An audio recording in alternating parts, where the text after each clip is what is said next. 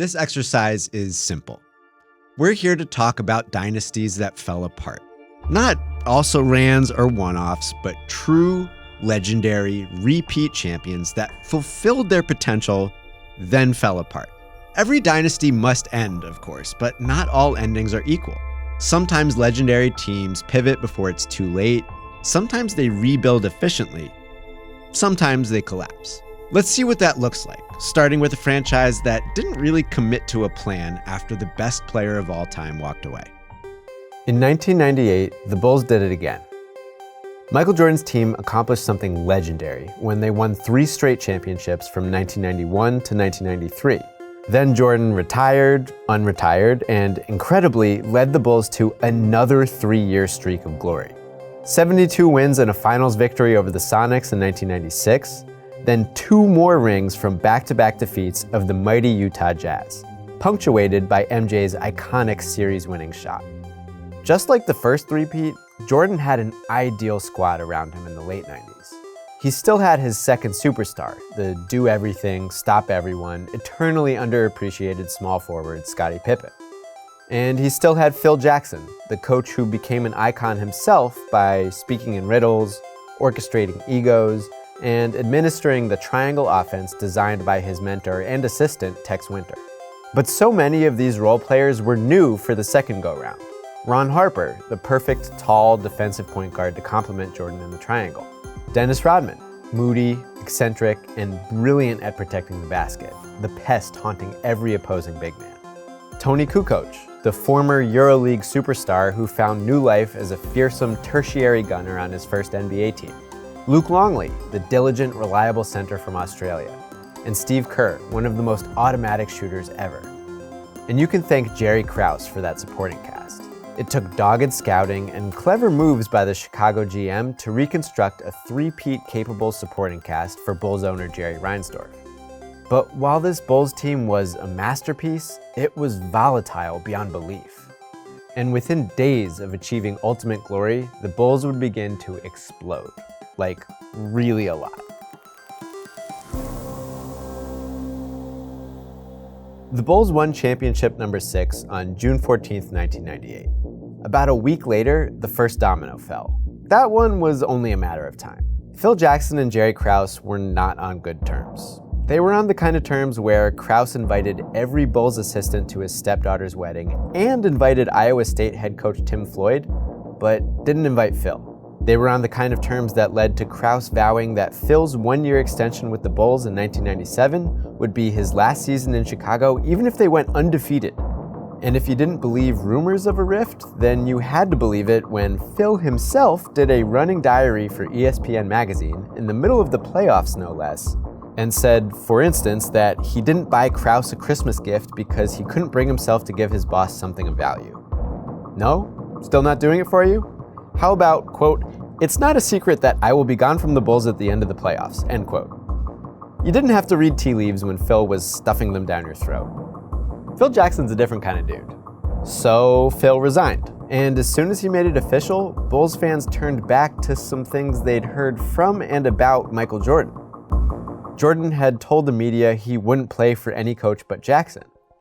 And MJ had no connection to the Bulls' planned replacement, that notable wedding guest, Tim Floyd. Jordan had told the fans, in his own ESPN magazine feature, that he didn't want to start a war with Krause, but that the Bulls hadn't shown him loyalty and he thought Phil should be the GM.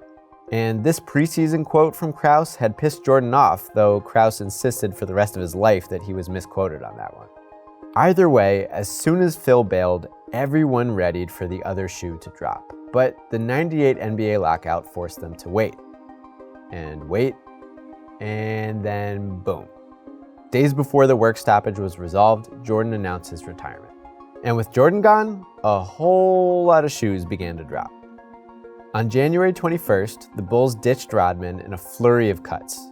He'd been a distraction throughout the championship run and had recently been threatening to retire, which he didn't.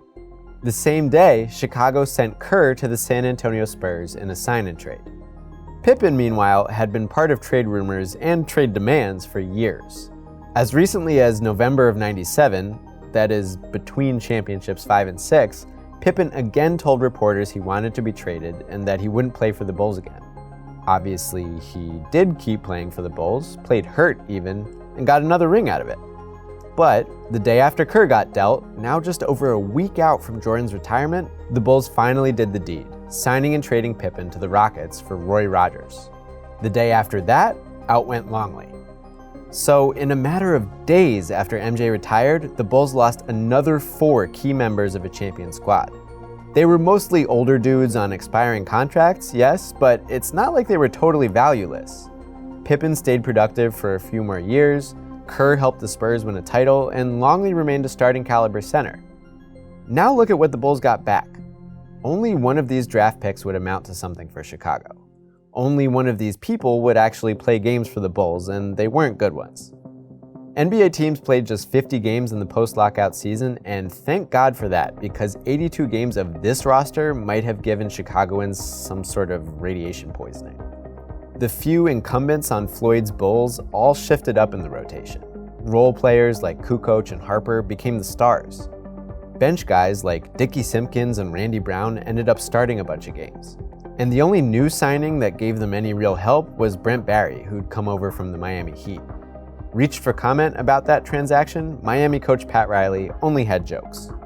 And the rest of the Bulls roster? I've been a diehard NBA fan my whole life, especially as a kid growing up in the 90s. I studied every team and wanted to know every single player, and I recognize like 3 of those guys. Shout out to Bill Wennington. So yeah, Chicago got smoked by the Jazz on opening night 99 and went on to lose 37 of their 50 games. In one of those losses, they scored just 49 points, the lowest game total for any team in the shot clock era. All that losing helped Chicago win the lottery, and Krause had himself a fantastic 99 draft. With the first pick, Duke star Elton Brand. With the mid-first rounder they'd acquired in return for Longley, a St. John's product by the name of Ron Artest, or at least by that name for the time being. And over the next year, Krause would put the finishing touches on his dismantling of the 98 champions. In September 99, the Bulls released Harper, who immediately became a starter for Phil Jackson and Tex Winter's next triangle project in Los Angeles. During the season, Chicago traded away Kukoc. So just a year and a half removed from this, Jerry Krause had purged every single core member of the Bulls' three-peat roster. All of them but Jordan were people Krause put there himself, yet a remarkable number of them left him on bad terms. But now Krause could start from scratch, doing what he cherished most, the skill that had fleshed out the teams around Jordan. Scouting, rebuilding the Bulls with young and undiscovered talent. That wasn't necessarily the plan to begin with. The Bulls coveted Tracy McGrady and Eddie Jones in 2000 free agency. T-Mac came to visit Chicago that summer and was greeted at the airport by the Bulls mascot and cheerleaders. But both he and Jones gravitated toward teams in their home state of Florida, so Chicago came up more or less empty. Thus, the Bulls were left to continue building with their selections in the famously terrible 2000 NBA draft. Krause was busy that night. He picked Floyd's former Iowa State recruit, Marcus Fizer, even though Fizer played the same position as Elton Brand. Then, Krause moved the pick he'd acquired for Kukoc to grab Michigan's Jamal Crawford. Crawford would go on to have a long, entertaining career, mostly not for the Bulls. Fizer, not so much. He played a few okay-ish seasons, then tore his ACL, then faded out of the league and spent most of his career overseas. Anyway, the young and regenerating Bulls continued to suck. They won 17 games in Brand's first year and just 15 the season following. That gave Chicago the best lottery odds in 2001, but they fell to the 4th pick. The Wizards, now run by none other than Michael Jordan, held the top spot, which, yeah. Krause went ahead and overrode his bad luck, boldly trading his rising star, Brand, to the Clippers for the 2nd draft pick, Tyson Chandler. And at 4, Chicago snagged local prospect Eddie Curry, both big men, both straight out of high school. A new, super young front court of the future assembled in one night. Chandler and Curry were picked on either side of 2002 Rookie of the Year Pau Gasol, but still, the new baby Bulls looked promising. And this truly was a baby team.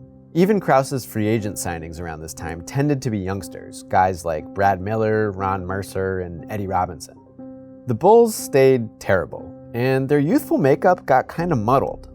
The rookies didn't really play enough, and in February of 2002, Krause sent Artest, Miller, and Mercer to the Pacers for a package headlined by the older Jalen Rose. Rose became the uninspiring go-to player for a team that finished with just 21 wins. Krause was getting criticized by this point for detonating the post-Jordan Bulls and for failing to make progress since. He tuned it all out, since the Bulls had critics even when they were winning championships. Anyway, Chicago went back to the lottery, where they were dealt the second pick in the 2002 draft, just missing out on Yao Ming. They still got Duke point guard Jay Williams, who had a solid rookie year and helped the Bulls inch forward to 30 wins. The other youngsters also started to ramp up a bit under their new coach, who was a former Bull.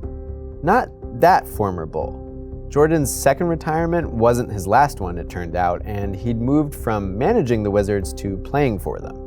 No, the Bulls replaced Floyd with Bill Cartwright, the same person who Krause had once acquired as a player in exchange for Charles Oakley. That was back in 1988, one of Jordan's earliest points of irritation with his GM. And then Cartwright and MJ won 3 titles together. Oh, and a much older Oakley was back on the team when Cartwright took over as coach in the middle of the 2002 season. The Bulls are so weird.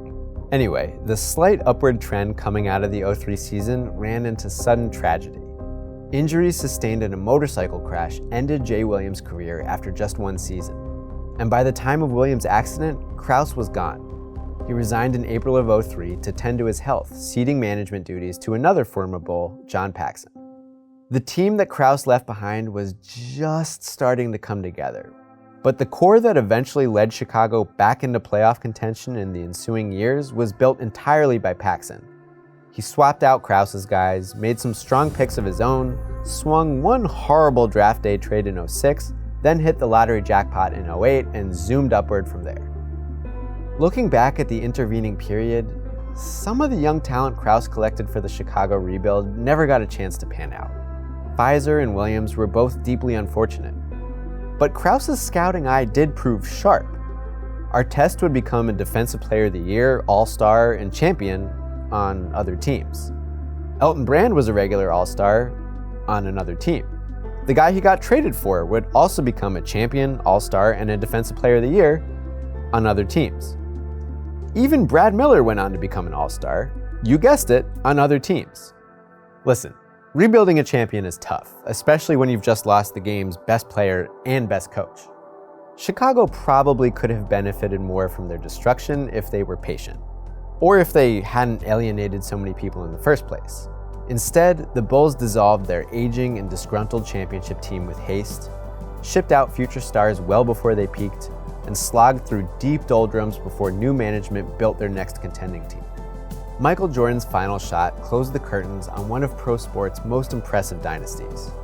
The valley following that peak was nearly as impressive. The Bulls sunk as deep and as fast as any champion ever has. Theirs was a truly monumental collapse. In between the two Bulls dynasties, when Michael Jordan retired, another team ran off a quick mini-dynasty. They were great, and then when MJ came back, this team just kept pushing, kept getting older and creakier and crankier, and, well, that's not what you want. In 1995, the Rockets pulled off a feat few before them had ever accomplished: back-to-back championships. In the process of two-peating, they rebuffed the nickname Choke City and instead became Clutch City. Rudy Tomjanovich's offense ran through all-star Hakeem Olajuwon. The agile post could shake and bake defenders, or when he was inevitably doubled or tripled, he could get the ball to the open man. And he had options. There was high-flying Robert Horry, bad boy Vernon Maxwell, and steady-hand Kenny Smith. Getting big minutes off the bench, you had confident young gun Sam Cassell and versatile workhorse Mario Elie. Each Rocket worked together in harmony. They were great because they were a true team. And halfway through 95, that team added another star, Clyde Drexler. Hungry for his first ring, he helped Houston battle all the way from the 6th seed to the NBA Finals, surviving 5 elimination games in the process. Charles Barkley explained their never say die style. The Rockets are like a big old Texas roach. You put your foot on it, you hear the crunch, you think it's gone, then you pick your foot up and see that thing scurry away. In the finals, Houston scurried right on past the Magic in a 4-game sweep and accepted their second crown. Surrounded by his team, Rudy stood up to those who doubted the Rockets. I have one thing to say to those non-believers.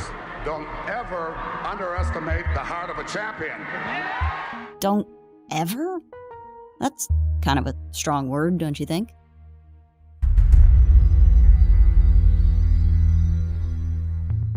The Houston Rockets, the machine that functioned as one unit, started losing parts before the '95 season even ended. That February, Vernon Maxwell punched a fan. Now, according to Maxwell, that's because the fan heckled him about his stillborn daughter, but the NBA still suspended him for 10 games. That's when the Rockets brought in Clyde Drexler to fill the two-guard hole for those 10 games, and then also keep being the starting two-guard even when Maxwell was back. Maxwell was not pleased. He feigned a hamstring issue in the Utah series and was sent home. Houston waived him a few weeks after the finals. So they didn't have Vernon Maxwell for the 95-96 season, but they did have a whole new look. As if trying to prove they were better than their uniforms implied, the Rockets got out to a dominating start, ending November 11-4. Then everyone got injured. They finished 48-34 and took the 5th seed in the West. But hey, that's better than last year, and they kind of have some underdog experience. Plus, everyone was back from injury. Here we go. They upset the Lakers 3-1. Could they really do it again? Oh my god, they lost the first game of the Western Conference semis by 33 points. They managed to mitigate their humiliation, losing the next two by just single digits. They pushed Game 4 to overtime with a barrage of fourth-quarter threes, but they couldn't keep it up in OT, and the Sonics took it. That's a sweep of the two-time reigning champs. If it's any consolation, Gary Payton said it didn't feel like a sweep, and also compared the Rockets' tenacity to vampires instead of roaches, which I think is a big step up. The Rockets had to get themselves back in title contention for the 96-97 season. But how? Well, the Rockets love aging stars hungry for their first ring. What can they say? With Hakeem, Barkley, and Drexler together, the Rockets looked pretty intimidating. This was before the era when having a big three was common. See? They didn't even have the vocab yet. In order to get Barkley, the Rockets had to give up Robert Horry, Sam Cassell, Mark Bryant, and Chucky Brown. It wasn't that Houston wanted to get rid of those guys because last year went wrong. It was just that they were willing to do whatever it took to get Barkley. Now the Rockets had two low-post threats for their low-post-first offensive system. Barkley put the Rockets into championship contention instantly, which is pretty important because Olajuwon and Drexler were old and only growing older. Getting Barkley was a short-term solution. Win now before Hakeem and Clyde and Barkley were ravaged by age, worry about the future later. Houston was the oldest team in the league. Oh, did I mention they added Kevin Willis to back up Hakeem? They also released Kenny Smith. To fill their point guard gap, they signed three-point threat Brent Price and CBA player Matt Maloney. But all in all, the Rockets weren't super concerned about who they had at point. The post ran the show. The 97 season was great until the injury bug reared its shiny little head. Barkley missed 25 games with back and hip and ankle problems. Drexler missed several weeks with hamstring trouble. Price suffered a season-ending injury in late February, which was a pretty big deal because the Rockets were in talks to trade Price for Derek Harper, trying to give themselves some more strength at the one. The Rockets acted quick, signing Sedale Threatt to shoot threes off the bench and journeyman big guard Eddie Johnson, who, fun fact, was 37. And that ragtag crew alongside Olajuwon finished third in the West. In the postseason, Houston had their big three reunited, and despite only playing 40 games together, it looked like their chemistry was there. They swept the Timberwolves, got past the Sonics in 7 games, and entered the Western Conference Finals against MVP Karl Malone and the 64-win Utah Jazz. And I bet that's when Houston really wished the Derek Harper trade had gone through. Maloney hung tough, but guarding John Stockton was too much for him. Houston was destroyed the first 2 games. Then, Eddie Johnson, who was 38 years old at this point, led him to a win in Game 3, and hit a buzzer beater for the win in Game 4. The Jazz won the next one, fine, but how about Game 6? It looked like Houston was going to take it. They were up 10 with just 3 minutes to go. Too bad John Stockton went off, and with 2.8 seconds left, the score was tied and Utah had the ball. Stockton ran off Malone's pick, which Drexler called more of a bear hug, and Stockton open three. Hit it! The Houston Rockets season was over. Tomjanovich saw no reason to change things up too much in the offseason. They still had a great team. They just had to hope for fewer injuries. The 97-98 Houston Rockets season was dominated by injuries. Hakeem missed the first half of the season with a bum knee. Barkley struggled with a hernia and played with so little of his former fire he was forced to admit, "I'm not a great player anymore, but I'm still a good player." If you think that sounds sad, you should hear how others were describing him. But perhaps worse than injuries, the Rockets showed another sign of aging. They got tired before the end of games. It was a sad, discouraging season. They finished at 500 and squeaked into the playoffs as the 8th seed, where everyone expected the Jazz to sweep them up and throw them out. But apparently, that insult was just what Houston needed. They won Game 1 so decisively, Mario Elie got to remind journalists of their broken dreams. Houston continued to defy critics and went up 2-1 in the series, but in Game 4, Barkley tore his tricep early in the second quarter. They lost that one. And in Game 5's loss, the lack of Barkley hurt, but also age caught up with them. A first-round exit for the Rockets. Drexler retired after the season. Houston knew the window to capitalize on their two aging stars was closing, but not shut yet. There's still some fresh air getting through. So, they doubled down on their win now with old stars strategy for the 98-99 season and replaced Drexler with six-time NBA champion Scottie Pippen. Barkley had to take a pay cut in order for the Rockets to afford Pippen, but you know what's better than cash? Jewelry. Well, a specific piece of jewelry. Sure, they lost Mario Elie to free agency, and sure, they were still weak at point guard, but they drafted Michael Dickerson and Coutinho Mobley. Maybe they'd be good. Honestly, with Pippen, Barkley, and Olajuwon and that inside-out offense, who needs a point guard? In the lockout-shortened 99 season, the Rockets were inconsistent. In March, they lost to the Trailblazers by 40 points. A week later, they blew a 20-point lead over the Suns and ended up losing by 14. What happened? Well, Pippen wasn't good. He blamed his poor performance on the Rockets' offense. He didn't like everything running through the posts, he didn't know where he fit in, and wanted to be more involved. Rudy tried to appease Scottie, running different plays, even trying the Bulls' famed triangle offense, to which Scottie merely replied, "It's not really the triangle offense." Tomjanovich got frustrated and implied maybe Pippen should work on getting himself open. And while it's easy to say Scottie whined with the Bulls and now he's whining with the Rockets, there was kind of some truth to what he was saying. In April, Houston lost 10 games and their offense was... Let's see, according to Barkley, we've got our choice of words, so I'll go with... bad. Sorry, I panicked. Whether he was right or wrong, the Rockets' Pippen troubles continued into the postseason, but in new and exciting ways. Round 1, Game 1, with just over a minute to play, the Rockets were up on the Lakers 100-98. Barkley fouled Shaq, which was the style at the time, and Shaq actually made one of them.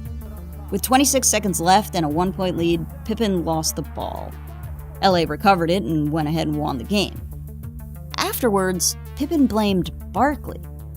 Barkley and Rocket fans and everyone who watched blamed Pippen. It leaked out more after the season, but apparently Pippen and Barkley were not best buds. The rest of the LA-Houston series seemed to simply come down to youth defeating age. Shaq held Olajuwon to 8 points in Game 2 and just 5 points in Game 3. LA eliminated Houston in 4 games. After the season, Pippen demanded a trade. Barkley took issue with that, and then Pippen let loose, calling Barkley fat and selfish. Days later, he got his trade. The Rockets sent him to Portland in exchange for a bunch of subs, of which they only kept 3. Not the most lucrative trade in the world, but Houston was just happy to see Scottie go. With just 2 aging stars and a weak backcourt, the 99-2000 season didn't look promising. But thanks to geography, the Rockets caught a break. Stick with me here. The Vancouver Grizzlies selected much-heralded ball handler Steve Francis second overall, but as you can see through his nonverbal communication skills, Francis did not want to play for Vancouver. It was too far away from his family in Maryland and also too cold. Francis demanded a trade, and in an 11-player deal, Rudy finally got himself a point guard with all-star potential. Plus, he added free agent Shannon Anderson. The plan for the 99-2000 season was still to run their post-first offense, but to mix it up a little with some Francis and Anderson fast breaks. But you know what they say about the best-laid plans of mice and men? They're stupid. The injury bug that had bitten the Rockets so many times before had apparently laid eggs which hatched this season. In early December, Barkley suffered a career-ending quad tendon rupture. While technically he returned at the end of the season to play a few minutes and say farewell, the devastating injury was the end of the line for Charles Barkley. Olajuwon needed hernia surgery and missed 22 games. After that, a breathing problem limited him to just 24 minutes a game and eventually put him on the injured list. When he did play, Hakeem looked old and tired, but that's gotta be because of his breathing problem, right? Or maybe it's because of his knees? Either way, he wasn't playing great. The Rockets finished 34-48 and missed the playoffs for only the second time in the last 15 years. If it makes you feel any better, Cuttino Mobley came into his own and Steve Francis was really good. He won Rookie of the Year. Well, co-Rookie of the Year. Houston even managed to beat some playoff teams at the end of the year, so maybe the 0-1 season would be better. It would certainly be different. The Houston Rockets were now Steve Francis's team and no longer Old Man Olajuwon's. Guess who didn't like that?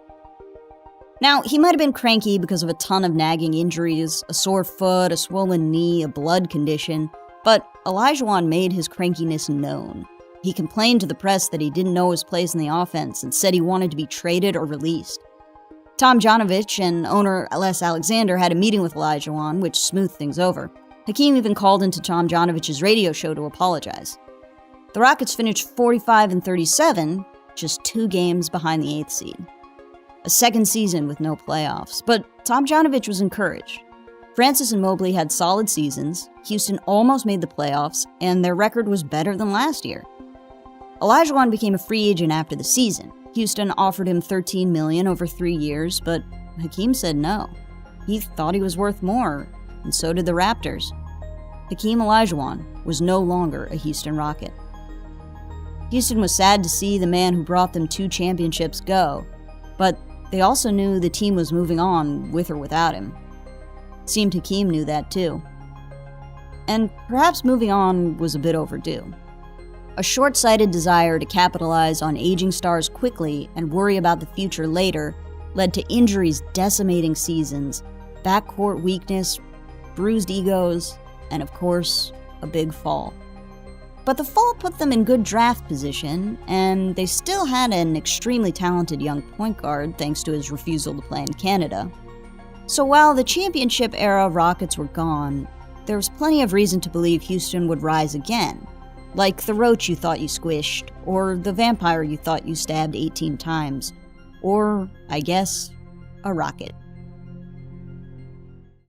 Honestly, the difference between the collapses in Chicago and Houston is really just lottery luck. If you luck into the chance to draft Yao Ming, then you can get out of your collapse pretty quickly. If you don't, you don't. But hey, speaking of teams that were really good when I was a little kid, and teams in Texas, let's switch sports for a little bit. Jerry Jones proved just how much a gamble can pay off. On February 25th, 1989, he bought the Dallas Cowboys as they were in the midst of some tough times. He replaced franchise cornerstones Tom Landry and Tex Schramm with Jimmy Johnson and himself. Led by Michael Irvin and first overall pick Troy Aikman, Dallas stumbled out of the gate to a 1-win season, but quickly got some help. An infusion of talent headlined by Emmitt Smith graced the Cowboys thanks to one of the NFL's most brilliant trades ever. What holes they couldn't patch through the draft, they fixed elsewhere. Tight end Jay Novacek came over in free agency. And when San Francisco grew tired of his antics, Charles Haley joined Dallas via trade. Alongside Leon Lett and Russell Maryland, Haley helped turn the defense into a terror. Running the ball was made far easier behind the Great Wall of Dallas. Eric Williams further solidified a line led by Mark Tuine and Nate Newton, which meant Smith was able to do as he pleased. As a bonus, he had Daryl Johnston paving the way. And in just the 4th season with Jones at the helm, the Cowboys put it all together. They blew out the Bills for the franchise's first Lombardi trophy since Super Bowl 12. A year later, they did it again, same opponent and all. After a coaching change that we'll get to later and an early exit thanks to the eventual champs, Jones showed he wasn't content with just 2 Super Bowls. He brought in Deion Sanders, upgrading an already stout secondary led by Darren Woodson. And after a 4th straight season of at least 12 wins, Dallas won Jerry a 3rd Super Bowl. He had turned the franchise around and put them in position to keep rolling. But about that. Barely a month after Super Bowl 30, part of what defined America's team once again spilled into public view: dysfunction. On March 3rd, 1996, Dallas police entered a hotel room that contained, among other things, lots of weed, plenty of coke, a pair of self-employed models, and Michael Irvin. When the cops entered, the first thing Irvin offered was, "Can I tell you who I am?" He was a national champion with Jimmy Johnson's Miami Hurricanes. He was Tom Landry's final first-round pick. As Jeff Pearlman put it in Boys Will Be Boys, he was the reason for the Cowboys dynasty. The police didn't need an introduction, but Irvin knew that. This is the guy who once said, "My greatest asset is my ego." If there was a personification of the Dallas Cowboys other than Jerry Jones, it had to be Irvin. And as he sat in the hotel room 2 days before his 30th birthday, there couldn't be a more obvious omen for the franchise. But one of the women claimed possession of everything in the room. Irvin made a plea deal and avoided a prison sentence. He dodged an extortion attempt from an alleged rando, then a murder plot by the boyfriend of the woman who took the fall. But Irvin couldn't slip past a suspension from Commissioner Tagliabue. Their title defense took another hit when Russell Maryland left for Oakland. He was the latest of many examples as to what the NFL's recently introduced free agency could do to a team as talented as the Cowboys. But with his first-hand experience, Maryland knew Dallas could get through whatever obstacles they set in their own way. The money saved by letting the defensive tackle walk was then put straight into their running back's pocket. Smith was extended on a massive deal that included a record signing bonus, but it was a little less eye-popping when compared to the similar-sized stacks of cash given to Aikman and Sanders. Jones was investing in his team and looked to lock up the nucleus that had brought him success. He was just banking on the hope that everyone could stay healthy, happy, and at the top of their game. The bad news, it didn't play out like that. But the following year, they did manage to win the NFC East, so there's that. It just came amidst further drama. They spent the 1996 season working around an ongoing beef between their franchise quarterback and head coach. Whether it was trust issues stemming from that or a 3-time Super Bowl hangover, the offense took a major step back. And in December, the defense they had to lean on more than normal lost one of their anchors due to a drug-related suspension. With all that, they somehow managed a wildcard win over the Vikings, but then came up short against Carolina. For the first time in 5 years, they failed to make the NFC Championship game. Part of the struggle came from the fact that they were without their star tight end for the entire year. Novacek had missed the season due to a degenerative disc in his lower back, and during the offseason, Aikman's safety valve decided to call it a career. Along with him went Haley, who, despite all of his off-the-field stunts, had given Dallas what it needed for success. Losing a leader from both sides of the ball was a tough pill to swallow, and Jones was doing what he could to not let the train slip off the tracks. But preventing derailment can be costly. Jerry locked up Daryl Johnston to a massive deal. For context, here's how it compared to the extension signed by Irvin just 2 years prior. That was gifted to Moose without many competing offers coming his way. Jones said simply, "We owed him that contract." And as Peter King put it, it was a giant step for an organization that was otherwise spiraling. Johnston himself added, "I think there's a feeling among the guys in the weight room that the bad days are over for us." Moose! Sorry, bud. They're not. Not long before the season kicked off, Barry Switzer was arrested for having a handgun in his luggage at the airport. That was added to a list of complaints against Switzer, including those expressed from Aikman directly to the team's owner, as well as incidents like Switzer getting flagged for contact with an official that helped seal their defeat in the '94 NFC Championship. The arrest kicked off a season where the Cowboys were truly spiraling. Their offense was a mess, due in part to some career-threatening injuries to some of the guys who had kept Aikman clean and let Smith rack up rushing titles. A knee injury to Mark Tuine shortened his season and led to his retirement in the offseason. It was another crack in the Great Wall. Even with the behemoth Larry Allen filling some of the void, the Cowboys struggled to score and therefore struggled to win. It was the first losing season of Switzer's coaching career, and his last season in Dallas. With that, he resigned, and Jerry made it clear that he wasn't pleased with what the coach had done to his team. But Switzer would have had to have been perfect to keep Jones happy. Jerry had been looking to prove a point with the position of head coach. The Cowboys had become the success that they were because of Jones, not whoever was coaching the team. And while Switzer had to fall on the sword of dysfunction, it was his predecessor that helped cause the storm. Jimmy Johnson was by Jones's side as the Cowboys were rebuilt. He did more than his share in getting them into Super Bowl form. And in Jones's eyes, he got more than his share of the credit. In a now famous alcohol-fueled interaction with some sports writers, Jerry made his feelings clear. Johnson didn't do anything that any other coach couldn't do. He could bring anyone else in and have success. But Johnson had his own thoughts on the matter. While Jerry was the one who signed the checks, Johnson made sure they were getting the most out of the players. In his mind, this was his team, and he'd coach for as long as he felt like it, allegedly telling Jones as much on a flight home following a win. It was no surprise that they couldn't find a way to keep working together, and a split became necessary. So when Switzer walked into the organization, it was egos from top to bottom, and when he left, not much had changed. Well, I sort of take that back. One thing did change. They had a happy quarterback again. On February 12, 1998, the unheralded Chan Gailey was announced as the new head coach. Aikman said that the hire was a sign of good things ahead, a statement he likely would have made even if Jerry had named himself coach. And there were those that believed this move was actually Jones doing just that. His love of football plus his confidence in himself had led Jones to be more hands-on than most in his position. But few had had the success that graced Jerry almost immediately. It's easy to understand why he believed this team ran through him. Credit is due for the success, but also for the drama that this team, much like Jones, had a flair for. And unfortunately, that was again on display during the 1998 offseason.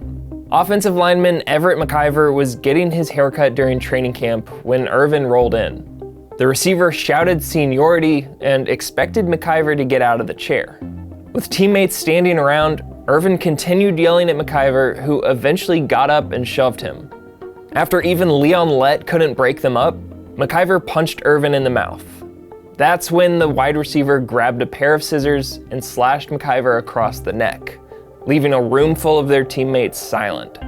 The offensive lineman would be all right after a hospital stay, and thanks to Jerry, Irvin avoided criminal charges. Plus, a judge ruled that this didn't violate the terms of the wide receiver's probation that stemmed from the hotel incident.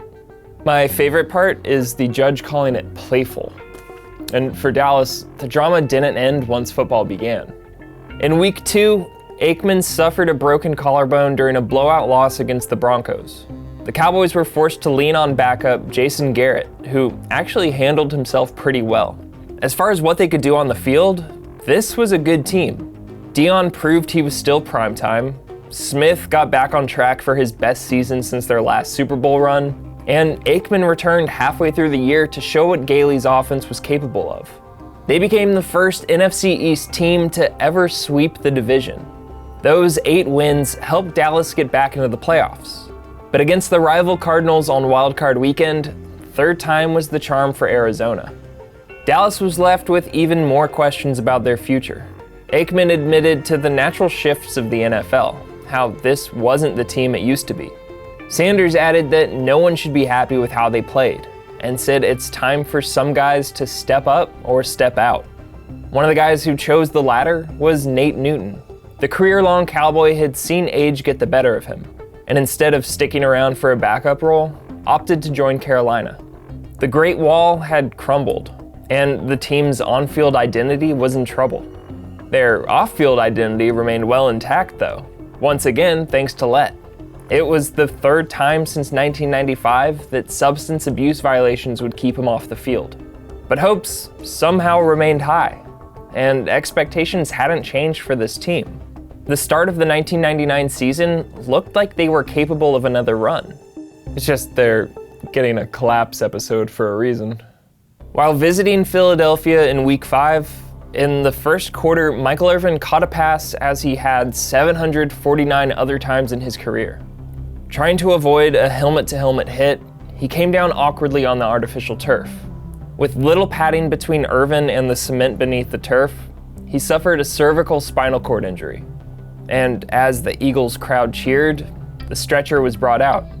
Just that morning, the Philadelphia Inquirer published a piece by Phil Sheridan that credited the job Jones and the Cowboys organization had done in maintaining the triplets. But that snap would be the last of Irvin's career. And with the trio down to 2, the Cowboys got a glimpse of their future just a few weeks later. Aikman suffered another concussion. Smith broke a bone in his hand. And for the first time since 1988, the Cowboys would be without all 3 of their biggest stars. That was on top of a neck injury to Daryl Johnston, which, being his second in 3 seasons, meant his time as a Cowboy was also over. While Moose was never going to threaten Emmett for touches, he was a leader of the team and beloved by the organization as well as the fan base. The team was suddenly becoming unrecognizable. They managed to sneak into the playoffs at 8-8, but it was over quickly against the Vikings. And from there, things started to speed up. Right after the early exit, Jerry chased another coach out of town. He promoted longtime defensive coach Dave Campo, then once again gambled for the future by sending 2 first-round picks to Seattle in exchange for Joey Galloway. Upon arrival, he received a massive deal in hopes of filling the void at wide receiver. But that meant they had to save cash elsewhere, and Sanders played the victim. Primetime had showed up and kept the good times going, but was quickly another big name moving on. Things only got worse with Campo as head coach. After the first of 3 straight 5-11 seasons, some of the last remnants of those Super Bowl teams found new homes. Eric Williams moved on to the Ravens. Leon Lett became a Bronco. And the team made the tough but expected decision to say farewell to their franchise quarterback. Dallas waived Aikman the day before a 7-year, $70 million extension would have kicked in. A month later, injuries forced him to officially retire, but he'd still be on the books for nearly 15% of the Cowboys' salary cap. The highlight of the Campo era came when Smith broke Walter Payton's record for career rushing yards. But even one of the greatest careers a running back has ever had wouldn't be enough to save Smith. Like everyone else, time had caught up to Emmett. He'd averaged nearly 350 touches per season over his 13 years as a Cowboy, and that's before adding postseason play. As a result, his effectiveness slowed in a way that mirrored the direction of Dallas. After yet another coaching change, Smith's time as a Cowboy was over. And other than Jerry, only one name remained from that first Super Bowl team. Darren Woodson managed just one more season before a herniated disc led to his retirement at the end of 2004. With that, the dynasty was officially over. By the time Woodson played his last snap, the Cowboys were 10 games below 500 since their last Super Bowl. And now, Jones had no one left to share the credit or the blame. He was left to pick up the pieces and try to resurrect the franchise for a second time. After chasing championships, big names, and anyone who got in his way, he'd get to try it all again. But through the hard times, the success still shined bright, even with all the distractions that piled up along the way. The collapse of America's team, it felt massive, but only because of how incredible their time on top truly was.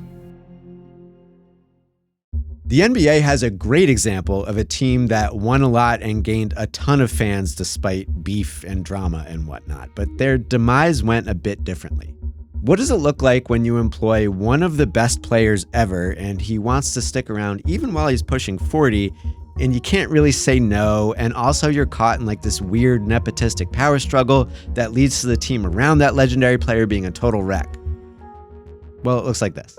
5 years after he lost his championship co-star, Kobe Bryant silenced doubters by winning it all without Shaq.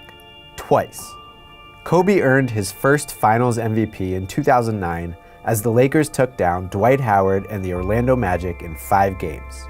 That was also Coach Phil Jackson's 10th championship, pushing him ahead of Red Auerbach's record. And while Kobe had become LA's undisputed star, he did have a strong veteran supporting cast built by GM Mitch Kupchak. Clever Spanish big man Pau Gasol, stout point guard Derek Fisher, and the savvy, adaptable Lamar Odom. That cast only improved following the 2009 championship. Young center Andrew Bynum still had knee problems, but had better luck fighting through them.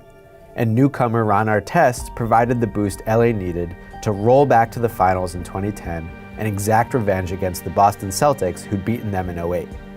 Now with 2 Finals MVP trophies to go with his 2 Shaq-less championship trophies, Kobe's on-court legacy was secure, but not necessarily done. Bryant had just signed an extension to stay in purple and gold well into his 30s. What would that final chapter of his glorious career look like? Would he find continued success with the same group? Would he recruit stars to form a new super team? Would he bring LA even more championship banners before saying goodbye? Well, after a title repeat, the first order of business was Phil Jackson's future. The 65-year-old coach had pondered going back into retirement, but decided to stick around one more season because a prophecy told him that was the right thing to do. Cool. The second order of business was Kobe's health. Bryant had been bothered by soreness in his shooting hand and in his surgically repaired right knee all season. And in July, he got another operation on the knee. The championship hangover was real. Kobe rarely practiced with the team in an attempt to preserve his knee. Gasol felt the weight of big minutes, and Odom was extra fatigued because of a summer spent with Team USA. This all bred frustration, which boiled over at times, like when the Lakers suffered an embarrassing Christmas Day loss to the Heat and Kobe called out his teammates. Nevertheless, LA won 57 games, same as the prior season, and marched into the playoffs a 2 seed. They handled their business in the first round, eliminating New Orleans in what would be Chris Paul's final games as a Hornet. The second round didn't go so hot. The Lakers blew leads in games 1 and 3 against the Mavericks and got blown out in game 4. The closest they came to putting up a fight was occasionally attacking JJ Barea. Despite ending the season with a playoff sweep, the first of his coaching career, Phil followed through on his promise to retire. In retiring, Jackson shed some light on LA's unique front office. The man who'd been a Lakers fixture for most of the decade said he had minimal relationship with management and didn't expect them to consult him going forward. Jackson was not referring to Lakers GM Mitch Kupchak. He was talking about members of the Buss family, longtime franchise owner Jerry Buss and his children, several of whom had significant executive roles. Jim Buss was in charge of basketball operations. Jeannie Buss was in charge of the business side, and to add another wrinkle, was Phil's girlfriend. So yeah, these people who each felt very differently about the departing, extremely successful coach now had to replace him. Kobe had expressed approval for longtime Jackson assistant Brian Shaw, but Kupchak and the Busses made a point of not consulting players on the decision. They passed over all the in-house candidates for a newcomer, Mike Brown, the coach who'd worn out his welcome with LeBron and the Cavs. Kobe maybe wasn't thrilled with that hire, but he had to be excited when, following the 2011 NBA lockout, the Lakers agreed to a monumental trade. Kobe would lose his best 2 co-stars, with Gasol going to the Rockets and Odom to the Hornets, but he'd gain the best young point guard in the NBA and probably his best co-star since Shaq, Chris Paul. Just one problem. The NBA technically had control of the Hornets franchise, and after lots of whining from other teams, Commissioner David Stern vetoed the trade for what he called basketball reasons.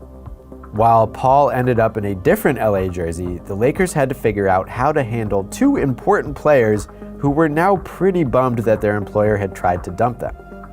Odom was upset enough that LA considered the bridge burnt and hurried to find a new home for him. They traded the reigning sixth man of the year to Dallas for just a protected first-round draft pick. Despite losing Odom, LA's first season under Mike Brown was pretty uneventful on the court. Kobe, Powell, and Bynum all played well. The Lakers made the playoffs as a 3 seed and won a tough first round against the Nuggets. But they once again fell in the second round to the eventual Western champ. This time, it was the mighty OKC Thunder. Perhaps more important long-term was LA's work off the court, like at the 2012 trade deadline. They didn't like their point guard situation after the Paul trade fell through, so they sent Fisher and a first-round draft pick away for big man Jordan Hill, then traded more picks to bring in promising young point guard Ramon Sessions. Sessions wasn't that good in LA, and he left in free agency that summer. So that was a bunch of assets, including multiple first-round draft picks dealt for very little.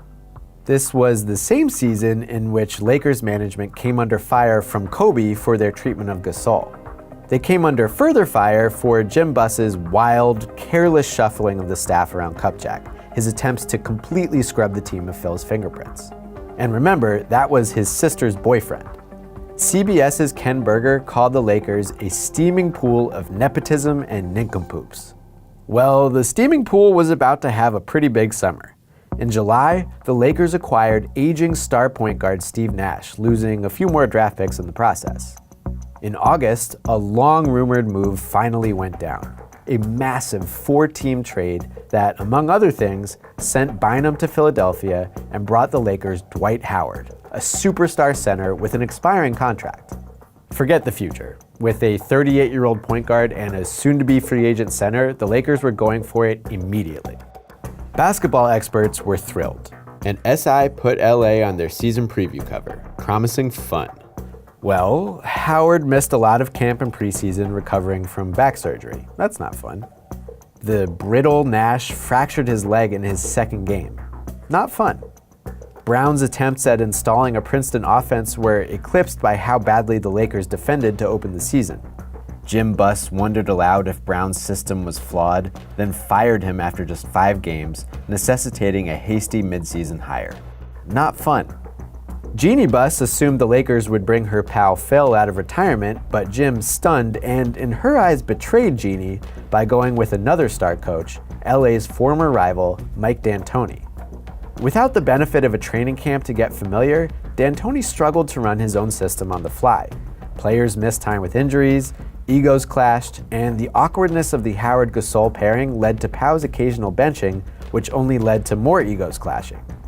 And speaking of which, friction between the Buss children got further complicated when their father, Jerry, passed away in February 2013 at the age of 80. Man, none of this is fun.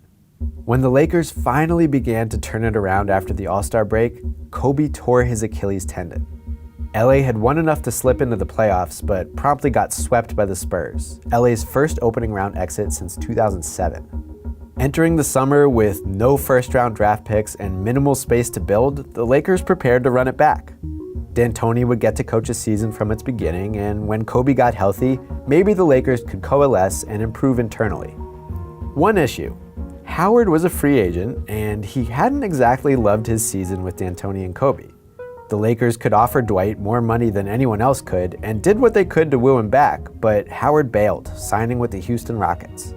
The Lakers knew they were boned. LA legend Magic Johnson, communicating via Bill Simmons' Twitter account for some reason, was already looking ahead to the summer of 2014 when they'd have some cap space. LA waived their 2010 Finals hero, who'd since changed his name to Metta World Peace. Metta responded as only Metta can. The Lakers made some minor signings, Swaggy P among them, and otherwise buckled down for a season that started okay but got super rough when Kobe messed up his knee like a week after returning from the Achilles stuff. That injury and many more sunk LA to 27-55, their worst record yet. Those 27 wins included a game in which the Lakers were so depleted by injuries that Chris Kaman had enough room to treat the bench like a bed. The 55 losses included a 48-point defeat to the Clippers, who, with Paul, had taken over as LA's superior team. It was a year-long embarrassment, and crucially, D'Antoni and Gasol still didn't get along. In the offseason, both of them left. Besides falling into a lottery pick, the primary lasting impact of that dismal 2013-2014 season was that despite his declining health and inclining age, the last player standing from those championship teams would be a significant part of the future. Weeks before his season-ending knee injury, Kobe had signed a 2-year contract extension. The Buss family once again felt pressure to build quickly around their aging legend. Pressure only complicated by the fact that Jeannie had taken a bigger role since her father's death and had publicly expressed her displeasure with Jim. Jim knew that he and the GM, Kupchak, needed to turn things around, and he publicly raised the stakes of not doing so. He said if he didn't bring the Lakers back to contention in the next 3 or 4 years, he'd leave. So, onward. With their 7th pick in the 2014 draft, the Lakers snagged burly, versatile Kentucky forward Julius Randle. With that cap space Magic had been so excited about, the Lakers pursued a number of big names. Here was the best chance for Buss and Kupchak to fix the Lakers fast. They wanted free agent LeBron James, but he chose to return home to Cleveland. They wanted to trade for Kevin Love, but he ended up with LeBron. They met with free agent Carmelo Anthony, but he eventually decided to return to the Knicks. So the Lakers did what they could in the open market, making Jeremy Lin and Carlos Boozer their foremost offseason acquisitions. They hired former Laker Byron Scott to coach the team and entered the season with a roster of Kobe, whatever remained of Nash, a potential future star in Randle, and a bunch of weirdos and youngsters. Then Randle broke his leg in his first ever NBA game. Then a struggling Kobe needed shoulder surgery. Then Nash, who hadn't played all season, retired. Scott's Lakers started the season losing and never looked back. They outdid the prior year's record with a franchise-worst 61 losses. So it would be another offseason with a lottery pick, which LA used on Ohio State point guard D'Angelo Russell. And once again, the Lakers aspired to add some big names. LA badly wanted a new front court of LaMarcus Aldridge and DeAndre Jordan, however difficult that might be to assemble. They brought out the big guns to recruit Aldridge. Yes, that's Adam Levine wearing a backward custom jersey, but Aldridge really just wanted to play for a winner, and the Lakers weren't that. Not anymore. Jordan had his own whole thing going on, but suffice it to say he didn't join the Lakers. Once again, LA had to scramble for alternatives and ended up with an offseason haul of Roy Hibbert, Lou Williams, and Brandon Bass. Yet again, Byron Scott was left to coach a roster of old Kobe, young newcomers, and a bunch of weirdos. Yet again, it went terribly, and this time, after a 2-13 start, Kobe announced he wasn't going to extend his contract again. It was time to retire. That 2015-2016 season would produce Kobe's preposterous final game, and in spite of that, yet another rock-bottom record for the Lakers, 17-65. Kobe's farewell meant one important thing. The Lakers didn't have to mess around with ambitious short-term pursuits anymore. They could rebuild for real. Losing and youth and space begat more losing and youth and space, which begat, after years of failing to attract stars, a couple huge additions. None of that, however, happened quickly or convincingly enough to make people forget the promise Jim Buss had made in 2014 to make the Lakers a contender in just a few years.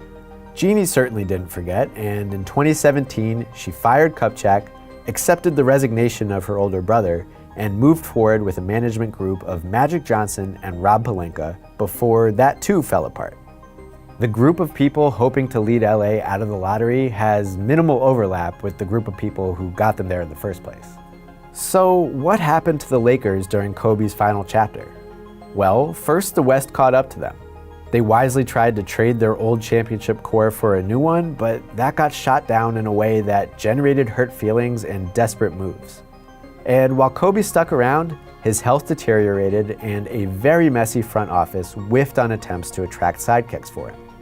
Kobe's departure didn't fix that messiness, but it did allow for an organic rebuild, which allowed for a dramatic one.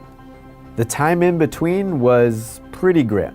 But the first peak was probably worth the valley, and Lakers fans hope more peaks lie ahead. It's just weird, if you grew up watching Shaq and Kobe or any prior iterations of those Lakers, to see a team that famous go through that big of a downswing. I think success can cloud your judgment of when it's time to stop making lateral moves and do a true rebuild. If there's a hockey version of that, it might be this. On June 9th, 2009, the Red Wings were in Pittsburgh, 60 minutes away from their 5th Stanley Cup in 13 years. This team had continuously raised and matched massive expectations as they became a regular favorite to win the Cup. It began with a playoff appearance in 1991. By 1995, they were in the finals where Detroit and the entire hockey world were stunned by the Devils. A year later, they were back in the Western Conference Finals, losing to the eventual champion Avalanche. But all of that led to Detroit winning back-to-back cups in 97 and 98, the franchise's first of the modern era. And by 2002, they were back, beating the Hurricanes to win it all again. In those 3 championship years, the Red Wings only lost a single game in the finals, as Carolina was the lone team to avoid a sweep. And after again reaching the conference finals in 2007, they returned to form a year later and beat the Penguins to claim the Cup. Their new leaders, Henrik Zetterberg and Pavel Datsyuk, had learned under, then replaced, some of the guys that started it all. Parts of the original core remained: the grind lines Chris Draper and Kirk Maltby, Thomas Holmstrom, a career nuisance for opposing goalies, and the new captain, Nicklas Lidstrom. Still one of the greatest defensemen in NHL history, who was a year removed from winning 3 straight Norris trophies. He made life just a bit easier for Chris Osgood in the net, who rejoined the Wings in 2005 and became one of the heroes of the 2008 Cup. They were coached by Mike Babcock, who had returned the team to their championship-winning ways in just his 3rd season. And in the front office sat Hockeytown legend Steve Yzerman, who worked alongside general manager Ken Holland to keep the roster a step ahead of the league and prevented them from ever needing a full rebuild. So in 2009, with 2 chances to close it out, not only did the outcome feel like a given, there was no end in sight for the Red Wings dynasty. But after dominating the previous matchup, in Game 6, Detroit found themselves down 2-1 in the closing seconds. And when this attempt from Datsyuk and Johan Franzen was snuffed out by a pile of Penguins, a Game 7 became necessary. In front of their home crowd, the Wings came out flat. They once again let the Penguins take a 2-0 lead, and although Jonathan Ericsson cut the deficit in half with 6 to play, they showed little urgency until it was nearly too late. With 6.5 seconds remaining, Detroit had one last chance. Staring at an open net, Lidstrom wasn't able to force overtime, and they were left to watch as Crosby carried his first cup and Pittsburgh began their celebration at Joe Louis Arena.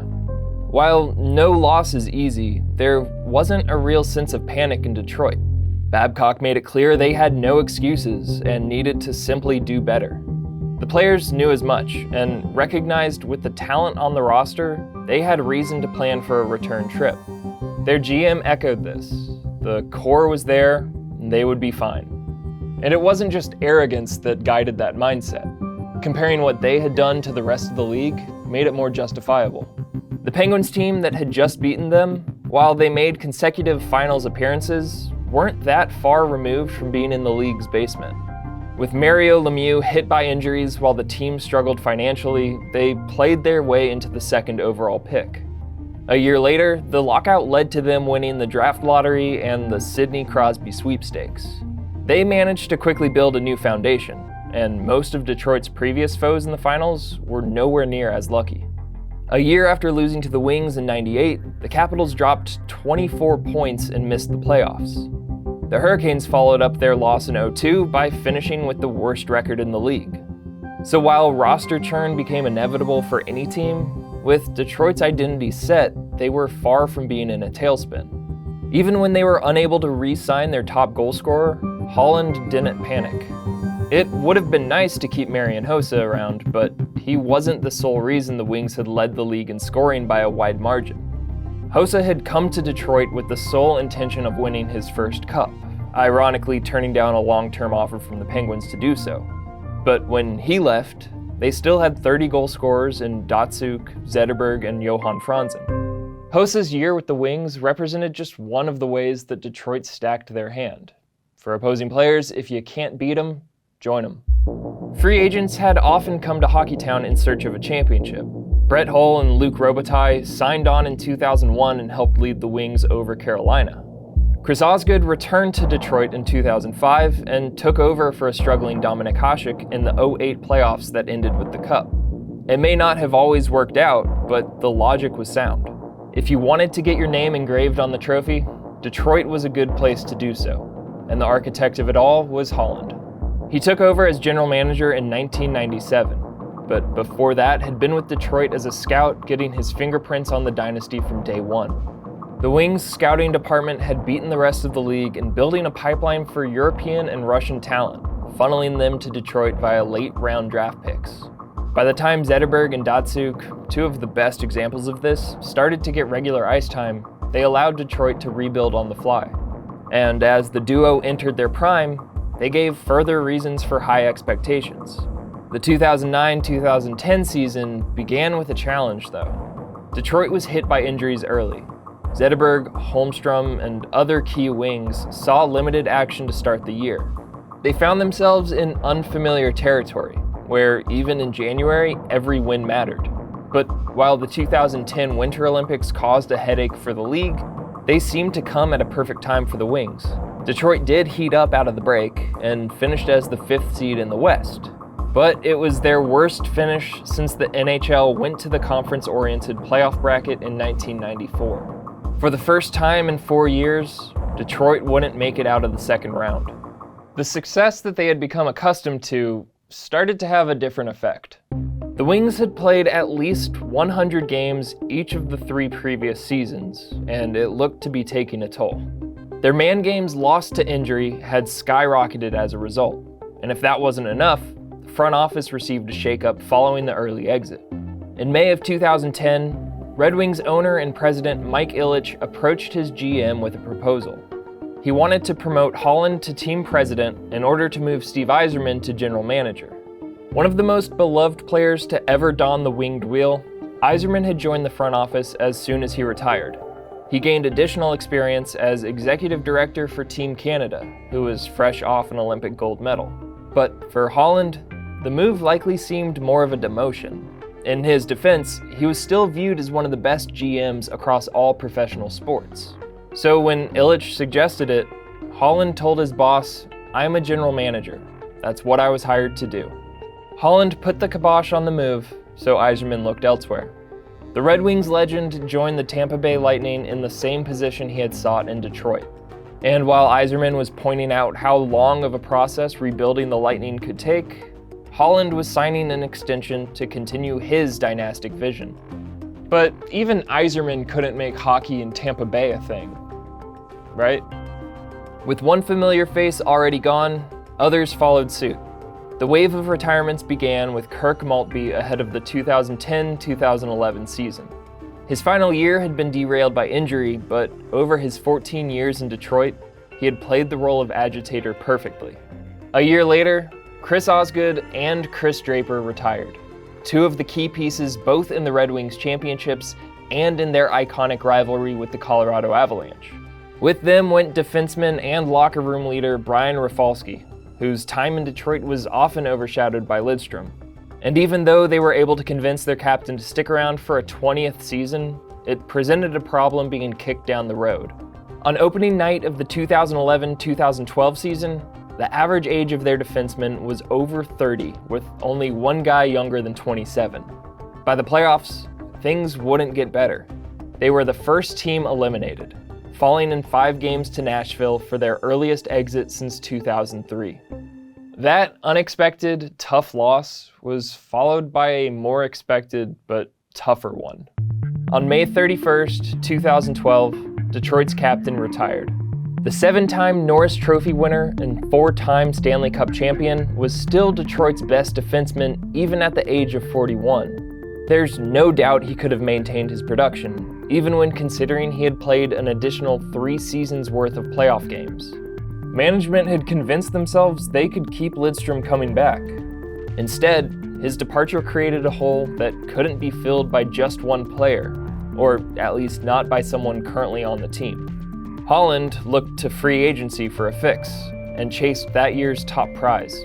He offered Ryan Suter a deal that would have given him one of the longest and most lucrative contracts in franchise history. If the star defenseman wasn't enough, they also tried to bring in the other jewel of free agency, Suter's close friend, Zach Parise. But by 2012, the legacy wasn't enough for Suter and Parise to come to Hockeytown. While that happens, fans weren't used to the Red Wings being spurned, and especially not for a team like the Minnesota Wild. Sure, the pair was from Minnesota and Wisconsin, so it could be justified as players choosing to return home. But as Greg Eno put it, it was like ice cream losing out to spinach. And when Holmstrom retired the day before his 40th birthday, the need for incoming talent grew once again. One side effect of the big names passing on Detroit in free agency was they then scrambled to sign replacements who were often past their prime. In 2012, they inked Stephen Weiss to a 4-year deal worth $5 million per. They signed Daniel Alfredsson to a stopgap contract for the same amount, and a season later, the trend continued when Jonathan Ericsson was extended for over $4 million per year. These moves were being made by the man once lauded for his roster construction. He had slashed a $77 million roster down to 34 and routinely got players to take pay cuts and agree to hometown discounts. But the moves to extend the playoff streak caused Detroit's ceiling to lower, and the expectations shifted from finals favorite to just another playoff team hoping to get hot. At the end of 2014, Detroit failed to win at least 50% of their games for the first time since 1996. That sparked the first of back-to-back-to-back opening round defeats, 2 of which came at the hands of Yzerman's Tampa Bay Lightning. In the midst of that, they said goodbye to Mike Babcock, the coach that had led them to 2 President's Trophies and the 2 latest Cup finals. After failing to agree to an extension in Detroit, he signed a record-setting contract with the division rival Toronto Maple Leafs. His successor, Jeff Blashill, did extend the playoff streak to 25 seasons, but he immediately ran into newer versions of the same hurdles. Ahead of the 2016-2017 season, Datsyuk left the NHL in order to finish his career back home. While he was still one of the more talented wings, Datsyuk's age had been showing. Injuries forced him to miss time, and when he was out there, he rarely showed the magic that had helped bail out the team in years past. But for Detroit, his departure wasn't a major surprise. Holland knew it was a possibility even when he gave Datsyuk a 3-year deal 2 seasons prior. Regardless, him leaving put the team in a tough spot. They pulled off a trade that dumped Datsyuk's remaining salary on the actively tanking Coyotes, and Detroit actually gained a 2nd-round pick and only dropped 4 spots in the first. This was part of a delayed shift in philosophy for Holland. He finally looked to stockpile picks instead of tossing them at rentals. But even he knew it was too late, and his future was no longer the guarantee it once was. Without Datsyuk, Lidstrom, Draper, Holmstrom, Yzerman, the Wings finally succumbed. For the first time since 1990, they failed to make the playoffs, and a year later, they one-upped themselves. Not only did they miss the postseason by over 30 points, but they did so with the oldest roster in the NHL. With the playoffs out of reach, the team finally admitted they were rebuilding. But the efforts made to keep the streak alive had hurt their ability to do even that. Bloated contracts caused difficulty in re-signing the young talent already on the roster, and the money guaranteed to the vets locked them into roster spots that prevented the youth movement from fully spreading its wings. And that was all before one more obstacle, set this time by their captain. Despite playing 3 straight 82-game seasons, Zetterberg's back wasn't getting any better. In the 2018 offseason, Hank was forced to retire with 3 years left on his contract. That meant Detroit would miss more than just his abilities on the ice. While some relief would come thanks to the long-term injured reserve tag, he'd still be on the books through 2021. But at least that means he probably didn't charge an appearance fee for the ceremonial puck drop to kick off the season. For the first time, the Detroit Red Wings looked nothing like the 2008 Stanley Cup champions. They missed the playoffs and failed to crack 80 points for a 3rd straight year. Long gone were the names that had buoyed the organization. Plenty of work was still needed for future success, but promise finally showed. By the end of 2019, the top 4 point scorers on the roster were all 24 or younger. Before the prior season, no Red Wings team since 1992 had even 2 of their top scorers under the age of 25. And whatever would come next, there would be at least one familiar face involved. On April 19th, 2019, Steve Yzerman returned to the organization. Hockeytown's favorite son was finally named general manager, once Holland relented to a new position. But that arrangement didn't last long. Holland found a new home in Edmonton barely 2 weeks later. The final and most instrumental piece was gone. He'd taken over while they were on top, kept them there longer than most could have, and ushered in their downfall well before he was ready to admit it.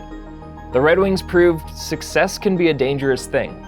Considering its definition can change for a team and be different depending on the person involved, the pursuit can derail the future while the past blinds the present. It kept them from seeing their fate was sealed and there was nowhere to go but down. But when the Detroit Red Wings were good, they were really, really good. So we've been talking about teams. If you're a team, you can maybe win despite injuries and inconsistency and off-field scandal. If all that stuff is contained to one person, it's a little harder to keep winning. On April 13th, 1997, Tiger Woods became the youngest golfer ever to win the Masters, but it was only the beginning of what would become a reign of dominance never seen before in the sport. The time he would spend at number 1 is unparalleled, ranking first in the world for over 260 consecutive weeks on 2 separate occasions. No other golfer has ever spent even 100 consecutive weeks ranked number 1. But the focus of diehard and casual fans alike has always been his chase for major championships. In a 9-year span from August 1999 through 2008, Woods won 13 majors. The only man alive with more than 11 in his career is Jack Nicklaus, the career leader in major wins with 18. That run included enough historic moments for 2 lifetimes. He won the 2000 US Open with a score of 12 under par, a record-setting 15 strokes better than second place.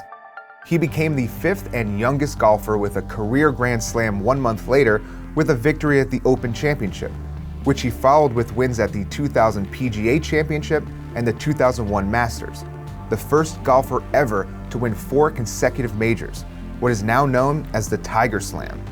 What many consider his greatest championship, however, came at the 2008 US Open. Tiger had entered the final round with a 1-shot lead, but dropped 3 shots on the opening holes and lost the lead to Rocco Mediate. On the 18th hole, he needed a birdie to tie it and send it to a playoff. He put it on the green with a beautiful approach and then sunk a now iconic putt. Tiger and Mediate played another 18 holes to a tie. Then, in sudden death, Tiger just missed a birdie and tapped in for par. Mediate's par putt was off, and Tiger claimed his 14th major championship. With 14 major wins under his belt, the countdown clock began. It was inevitable. Tiger Woods was going to break Jack Nicklaus's record of 18 major wins. But just like frozen soup in the microwave, you just keep adding time, and eventually you start wondering, is it ever going to be done? Tiger's 2008 US Open Championship is an amazing achievement on its own. But to add to the legend of Tiger Woods, he was playing on a ruptured ACL and 2 stress fractures in the same leg. And his ACL injury had happened prior to his win at the 2007 PGA Championship. He was winning championships on 1 leg. It's astonishing, but unsustainable. A week after his miraculous US Open performance, Tiger underwent surgery to repair his ACL. It was his 2nd knee surgery of the year, following a cartilage repair a couple months earlier. It took him out of competitive golf for the remainder of 2008. An Achilles injury in December of that year did not help his return timetable. Tiger finally made his return to major play at the 2009 Masters, following a 10-month absence. A win at the Arnold Palmer Invitational a month prior had fans clamoring to see Tiger make more headway towards Nicklaus's major record. Adding to the buzz, Tiger was paired with fellow top golfer Phil Mickelson in the final round, but fans never got the duel they were hoping for, as they both entered the final day 7 strokes behind. After some short-lived fireworks from both golfers, Tiger finished tied for 6th, 1 stroke behind Mickelson and 4 strokes off the winner. A rain-soaked US Open in June plagued Tiger, who found himself 11 shots off the lead at the end of the second day. A run in the final round saw him finish at an even par and another top 10 finish, but in Tiger's world, if you don't win, you lose. It's nearly impossible to see a top 10 major finish, let alone 2, as anything less than spectacular. It's an amazing achievement, but some athletes are so good, you're just waiting for the next big win. Although just being competitive following his recent injuries was very encouraging, and everyone anticipated another major win was on the horizon. But again, time kept being added to the clock. After 2 double bogeys on the back 9 in the second round of the 2009 Open Championship, Tiger Woods missed the cut by 1 stroke. It was his first missed cut at the Open ever, and only his second missed cut in a major as a pro. At the PGA Championship later that summer, Tiger finished the second round with his largest lead at a major since 2005. After shooting 1 under in the third round, Tiger's lead was cut to 2. But he had never lost a major when leading heading into the final round, so a 2-stroke lead shouldn't have been a cause for concern. His continued struggles with the putter, on the other hand, was. Tiger put up 5 bogeys in the final round, including back-to-back bogeys on the final 2 holes. Y.E. Yang took the lead with an eagle on the 14th hole and never looked back. Tiger finished second, 3 strokes back from the lead, and finished the year without a major win for the first time since 2004. Despite no major win, Tiger Woods' 2009 comeback was stellar, as he finished with 6 PGA Tour victories and was awarded Player of the Year.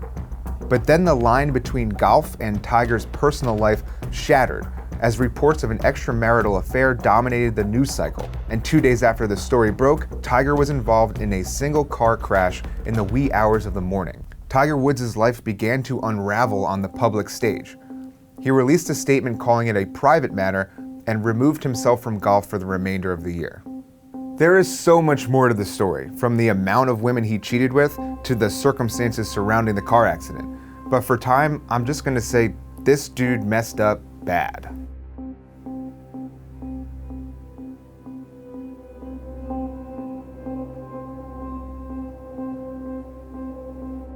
In February of 2010, Tiger made it public that he had entered therapy, but offered no timetable for his return to the sport. That return ultimately came in the 2010 Masters at Augusta National, but the reception was far from warm. While Tiger has his fans, it's important to note that his off-the-course actions have forever tarnished his image, and people weren't and aren't afraid to let him know about this.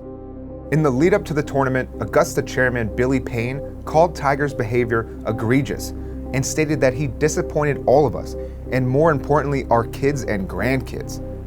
Despite the scrutinizing eye of the public, Tiger opened the Masters with his best first round ever at Augusta, a 4 under 68. He would finish the tournament tied for 4th, a mark he duplicated 2 months later at the US Open. But in August, his personal life was still making headlines, as his 7-year marriage to his wife Elin came to an end. In 2011, the injury bug was back. He sprained both the MCL and Achilles in his left leg, and was forced to pull out of the US Open only a short time before the start of the tournament. In July, Tiger parted ways with Steve Williams, his caddy of 12 years and for 13 of his 14 major championships. His explanation was simply, it's time for a change. He went on to compete at the PGA Championship but missed the cut for the 3rd time in his professional career. But on December 4th, 2011, Woods finally snapped his 2-year, 26-tournament losing streak with a victory at the Chevron World Challenge. The win moved him up to the 21st ranked player in the world after dropping into the 50s. Tiger continued to climb back up the world rankings, but the chase for another major still eluded his grasp. He'd come close the following year at the Open Championship, entering the final round back only 3 strokes.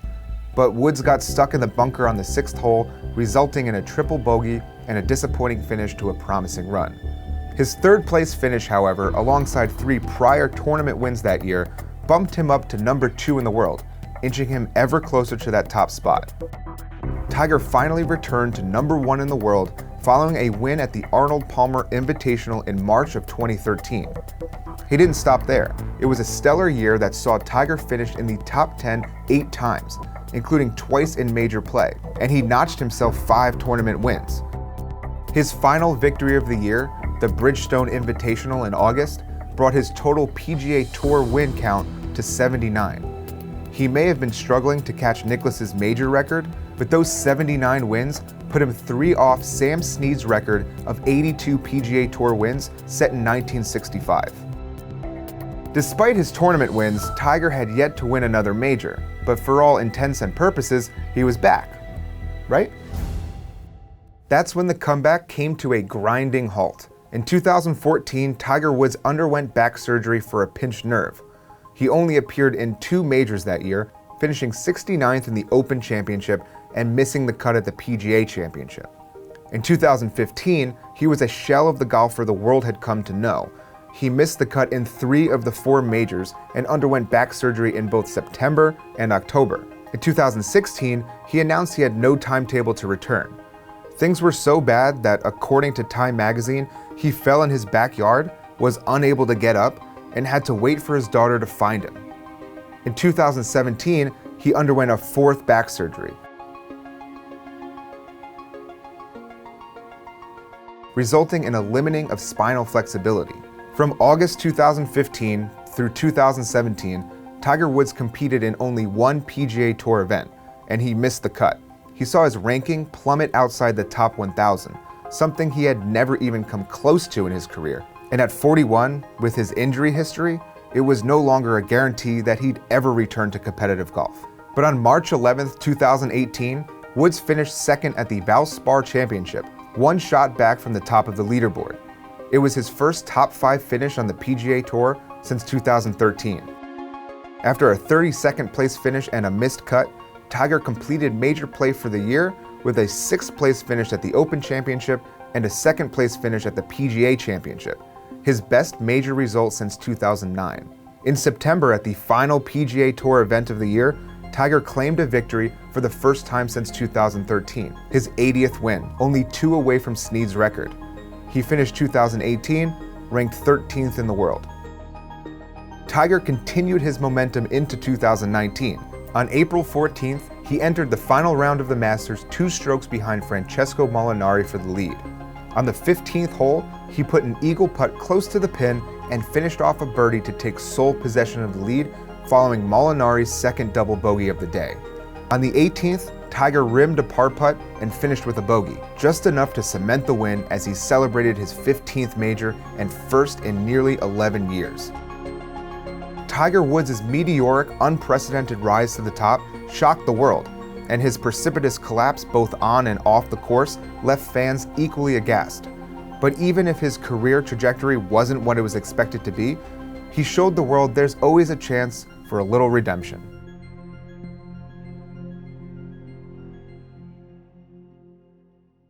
In spite of all that, at least Tiger had, a brief, glorious comeback after his collapse. Other people should have just quit while they were ahead. In 2013, Anderson Silva sat higher atop the UFC than arguably anyone had before. The top pound-for-pound fighter in the sport, and considered by many to be the greatest of all time, Silva's ascent seemed unstoppable. He earned the middleweight title in 2006, then defended it over and over and over, and then for good measure took some fights at light heavyweight along the way. He won those too. Every single fighter the UFC threw his way, Silva beat. Chael Sonnen came the closest to toppling the Spider, but even then, Silva's patience and composure paid off.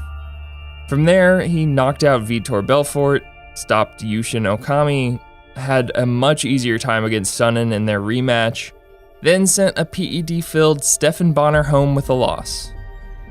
He put together the UFC's longest winning streak ever. He defended his middleweight championship belt a record 10 times, and he did it regularly in remarkable fashion. At 37 years old, Silva had set himself up to be remembered as the greatest to ever enter the octagon. But about that.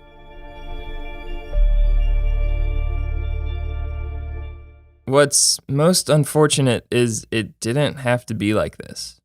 In late 2012, following that win over Bonner to make it a record 16 straight, Silva told UFC officials Dana White and Lorenzo Fertitta that he wanted to retire. Frankly, Silva sounded over it. He focused on what his success had been keeping him from. But while Silva thought of his family, UFC brass thought of the money that would depart with their star. Not long after their talk, White gifted Silva a Bentley. The champ doubted this was a, hey, thanks for all you've done for us present, and more of a, let's chill on that retirement talk sort of Bentley. And whatever the intention, Silva stuck with the organization and by March had his next title defense lined up. Chris Weidman may not have had the name recognition of other challengers, but one could easily see how this wouldn't be a walk in the park for Silva. Undefeated at 9-0, many expected the former All-American wrestler to follow the lead of Sonnen and Dan Henderson, who had exploited Silva's questionable takedown defense. Plus, Weidman really had nothing to lose going up against the all-time great. But for Silva, while he'd agreed to the fight, he still found himself considering life after MMA, even promising his wife that if things went well, retirement could be the next step. It's worth noting that these quotes came in 2020, with plenty of hindsight available. In the moment, some of his actions portrayed slightly different hopes for the future, although still with confusion as to his wants versus those of the UFC. If nothing else, Silva sounded comfortable with whatever fate had in store. Each fight required a winner and a loser, and one result wouldn't wash away everything he'd accomplished. That mindset, though, should not be misconstrued as Silva lacking confidence. Once the main event at 162 began, for better or worse, vintage Silva entered the octagon. He did whatever he could to get in Weidman's head, looking to throw the challenger off his game so Silva could get a chance to counter. He repeatedly dropped guard, going so far as to beg for punches with his hands on his hips, and that came after Weidman had already taken him down and done some damage. Weidman forced Silva to eat some jabs, but Silva simply laughed and continued goading Weidman. The first round ended with a kiss from the champ. To start the second, Silva kept toying with Weidman, but he eventually took it too far. Silva pretended to be hurt after a left hook. Then, as Weidman pursued, the Spider dodged all he could before the challenger landed a heavy shot to Silva's jaw. No longer feigning, Weidman jumped on Silva as soon as he hit the mat and finished him there. The first blemish on one of the greatest UFC careers, and it came after Silva laughed his way straight into danger. Stunned, Silva watched for the first time as his challenger became the champion. From the octagon, he praised Weidman and made zero excuses for the loss. Then, after Weidman's immediate offer of a rematch, let it be known that he had no intention of reclaiming the title. He was tired. Not retired, just tired. That didn't stop Dana from immediately putting the idea of a rematch into the universe, though. And even with his lack of desire, Silva opened as the favorite in a hypothetical rematch. It proved Silva's pre-fight thoughts. One outcome won't alter a legacy like his. Contemporaries, similar living legends, agreed that nothing had changed. He just got caught. So that meant 3 days later, when Silva decided a rematch actually did sound good, the thought of him getting caught a second time seemed unlikely. Weidman had Silva's respect, but also his attention. The way the former champion spoke, he recognized the mistakes that needed to be fixed, hung the loss on himself, and viewed the rematch as an opportunity to overcome all of that. With the rematch set for just 5 months later, Silva had plenty he wanted to prove and a knockout he planned on returning. But amidst the usual trash talk leading up to UFC 168, Silva also opened up more about his future. The end continued to be on his mind, and although he'd fight on, he admitted that might not be the case for much longer. In December, Silva returned to the same stage where he'd lost not long before. But of all the dramatic outcomes imaginable, the one that unfolded may have been the most unfortunate. A competitive round one went in Weidman's favor, with both fighters dealing damage. Each shot from the champ looked to prove his victory hadn't been a fluke, while Silva avoided the mind games that got him in trouble the last time. As round two began, the fighters spent some time feeling each other out, but when Silva fired a leg kick, one he's thrown countless times, Weidman checked it. That check shattered Silva's shin and sent him to the mat after trying to put weight on it. It's pretty brutal, so we're not going to show it, but if you're into that sort of thing, it's pretty easy to find. A broken tibia and fibula ended the night and meant a second shocking result, but for new reasons. Back-to-back losses, plus a horrific injury, the 38-year-old had gone from an opportunity to retire on top to a long road back, both to health and the opportunity to leave the sport on a win. Thankfully, Silva's successful surgery, which came immediately after the fight and involved a titanium rod being inserted into his leg, had just a 3 to 6 month recovery time. While the last two fights left Silva with uncertainty as to if he should call it a career, this result shifted tides. The Spider viewed it as a sign from God to continue fighting. So, as soon as Silva returned to nearly 100%, the UFC booked his return, a massive showdown with Nick Diaz. Silva had pretty high expectations for what this 5-round main event could become. His family life still appeared to be top of mind, but unfortunately for them, with a reignited passion, he now planned to keep fighting. And not only did he plan to keep fighting, he said that he wouldn't stop until he got his title back. To make sure he'd have time to return to that point, the 39-year-old Silva signed a new 15-fight contract with the UFC. Not that he necessarily needed all those fights. White said that if Silva beat Diaz, a shot at the belt would follow. Silva had to be the one to get the boss to pump the brakes. But before another title run, UFC 183 loomed. And with it came a whole new series of ups and downs. Diaz took a page out of Silva's book and did whatever he could to get in Anderson's head. At one point, straight up lying down on the mat, hoping the former champ would make a poor decision early on. Silva stayed focused though, and grew more comfortable using his surgically repaired leg. Both veterans coming off long layoffs, they somehow managed to grind out the full 5 rounds.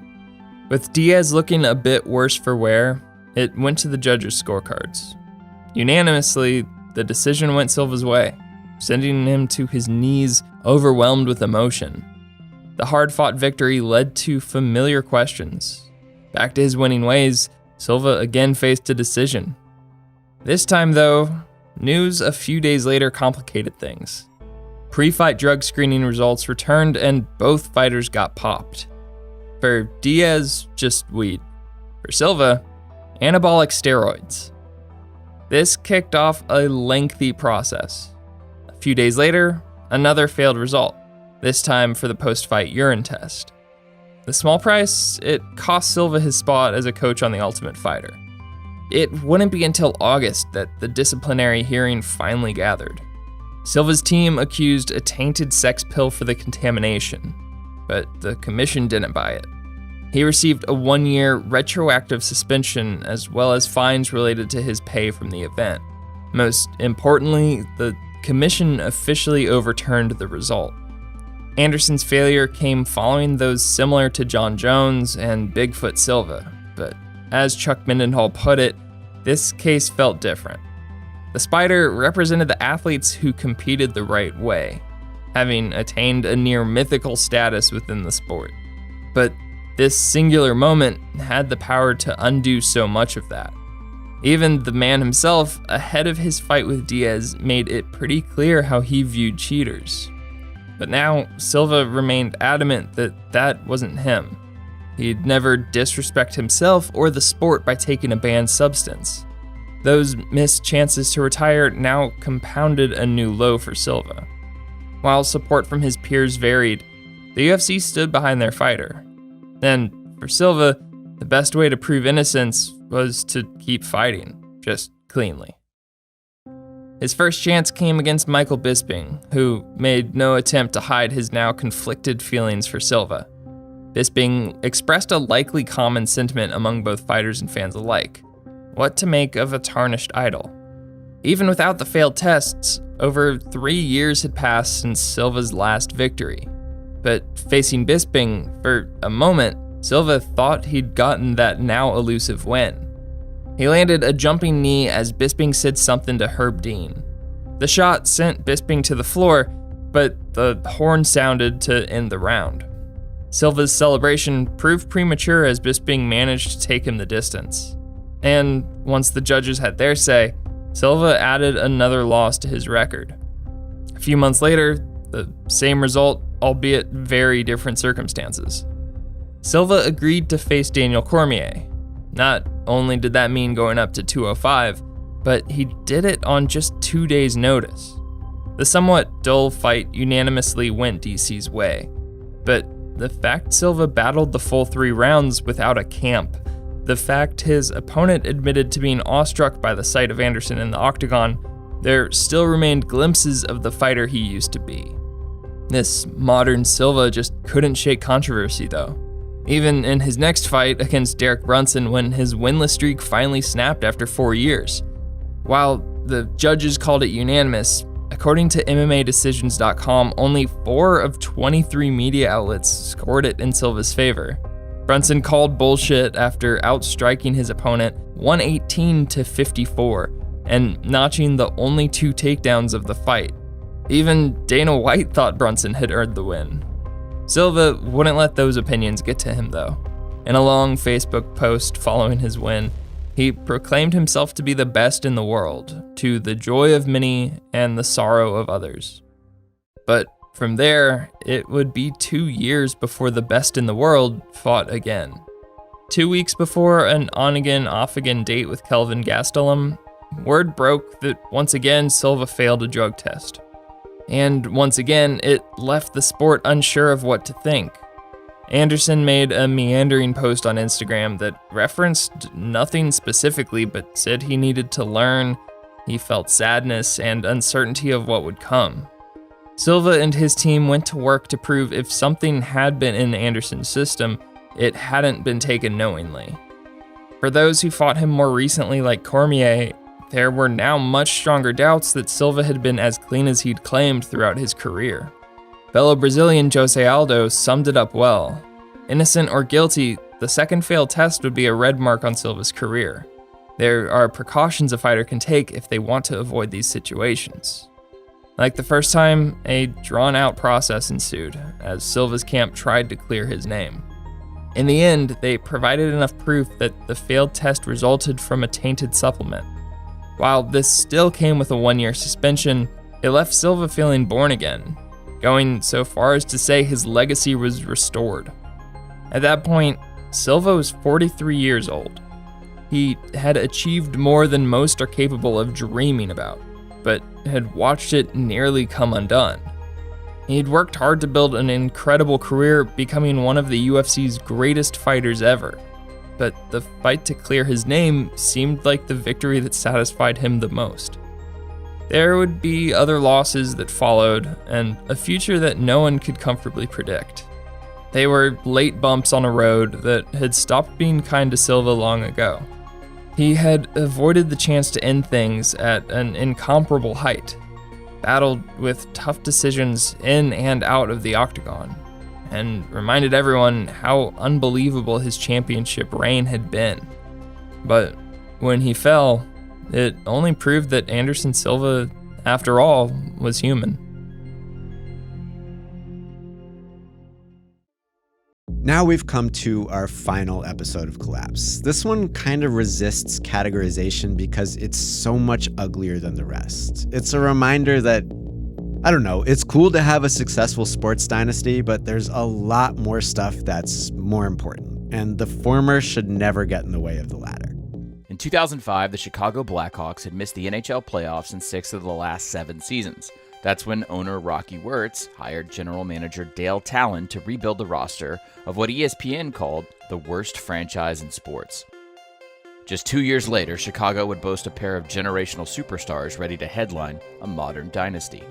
The Blackhawks took center Jonathan Toews 3rd overall in the 2006 draft, and a year later won the lottery literally and figuratively, selecting winger Patrick Kane first overall.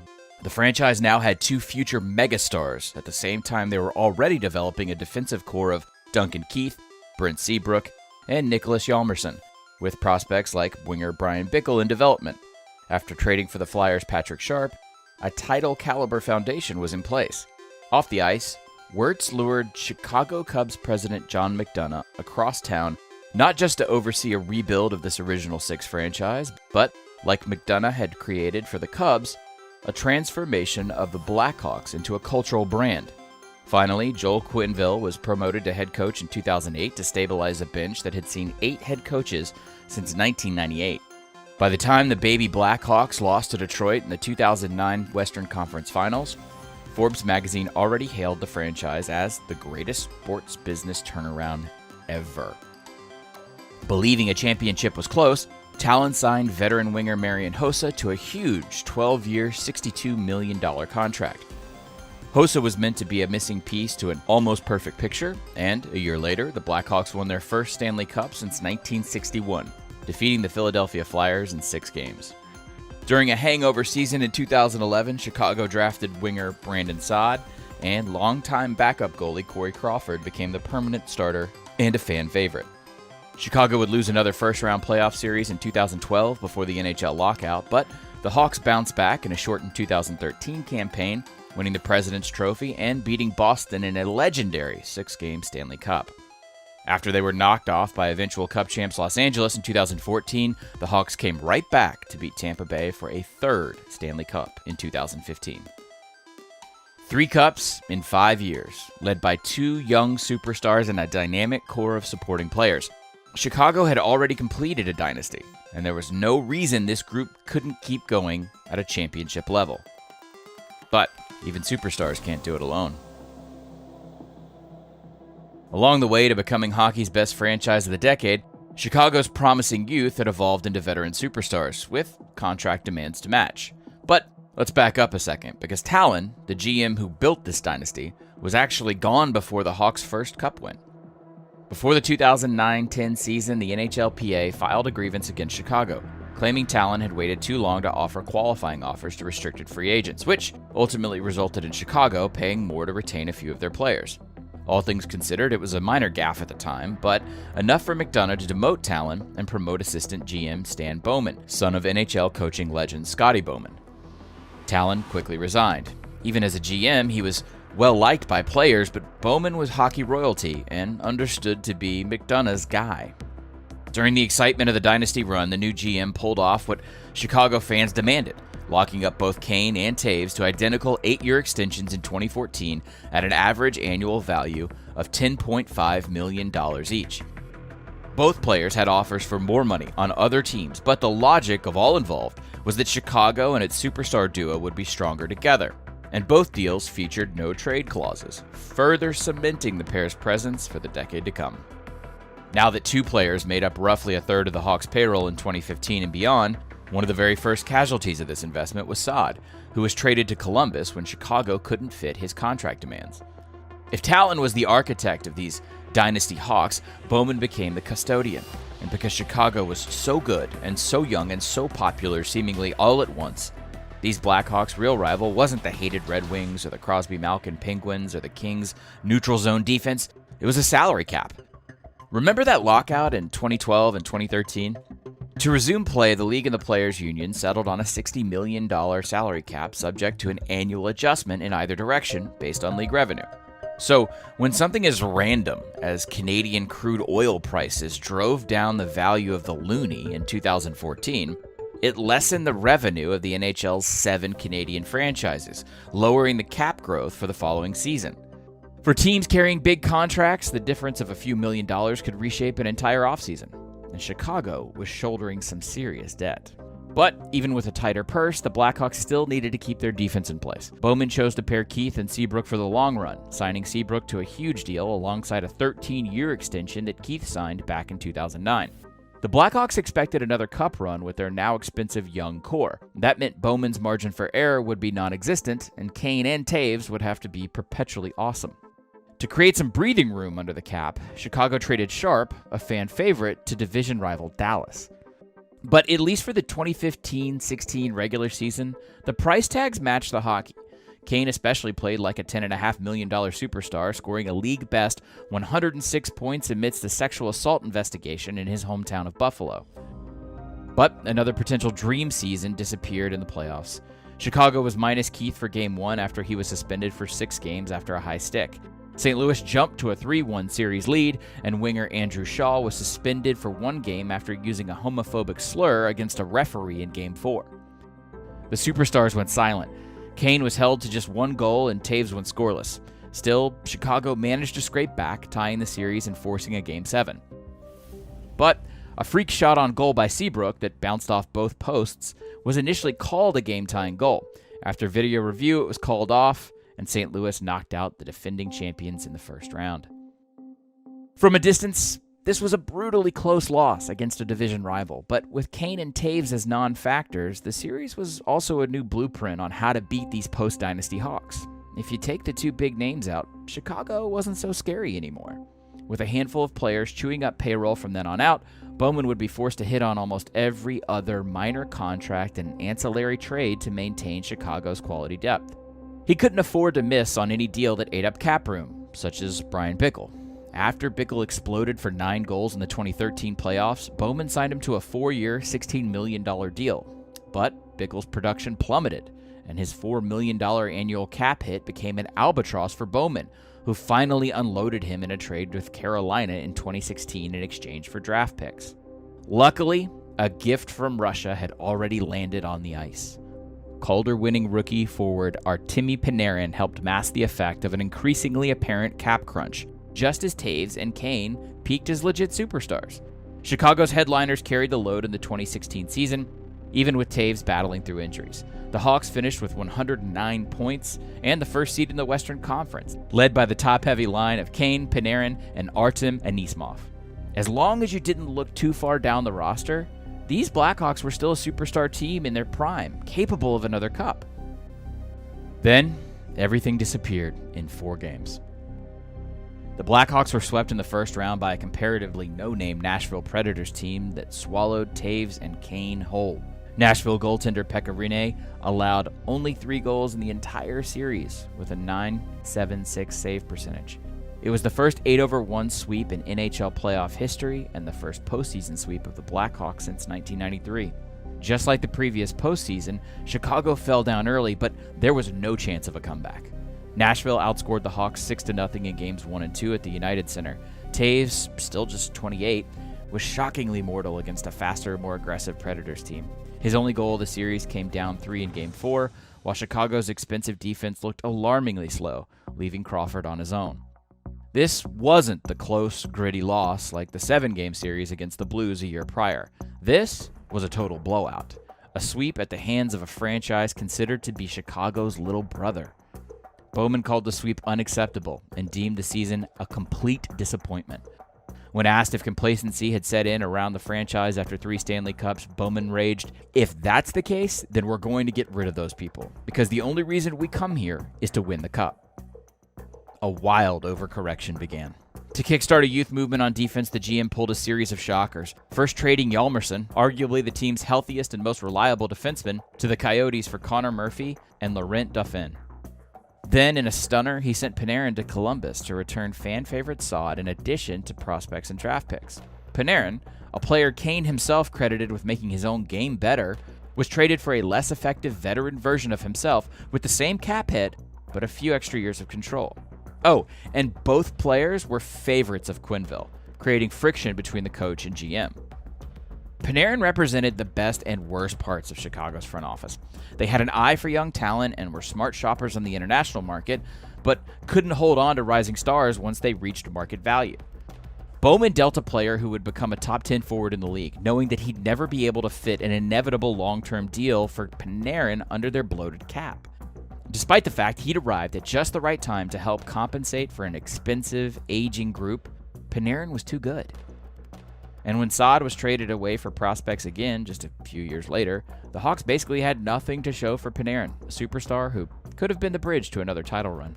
Bowman had shaken up the roster to shake off their sweep, and now the last thing Chicago could afford would be an unexpected injury to any of their remaining core players, which, yeah, it's hockey, so that's bound to happen, but no one saw the end of Marian Hossa's career coming.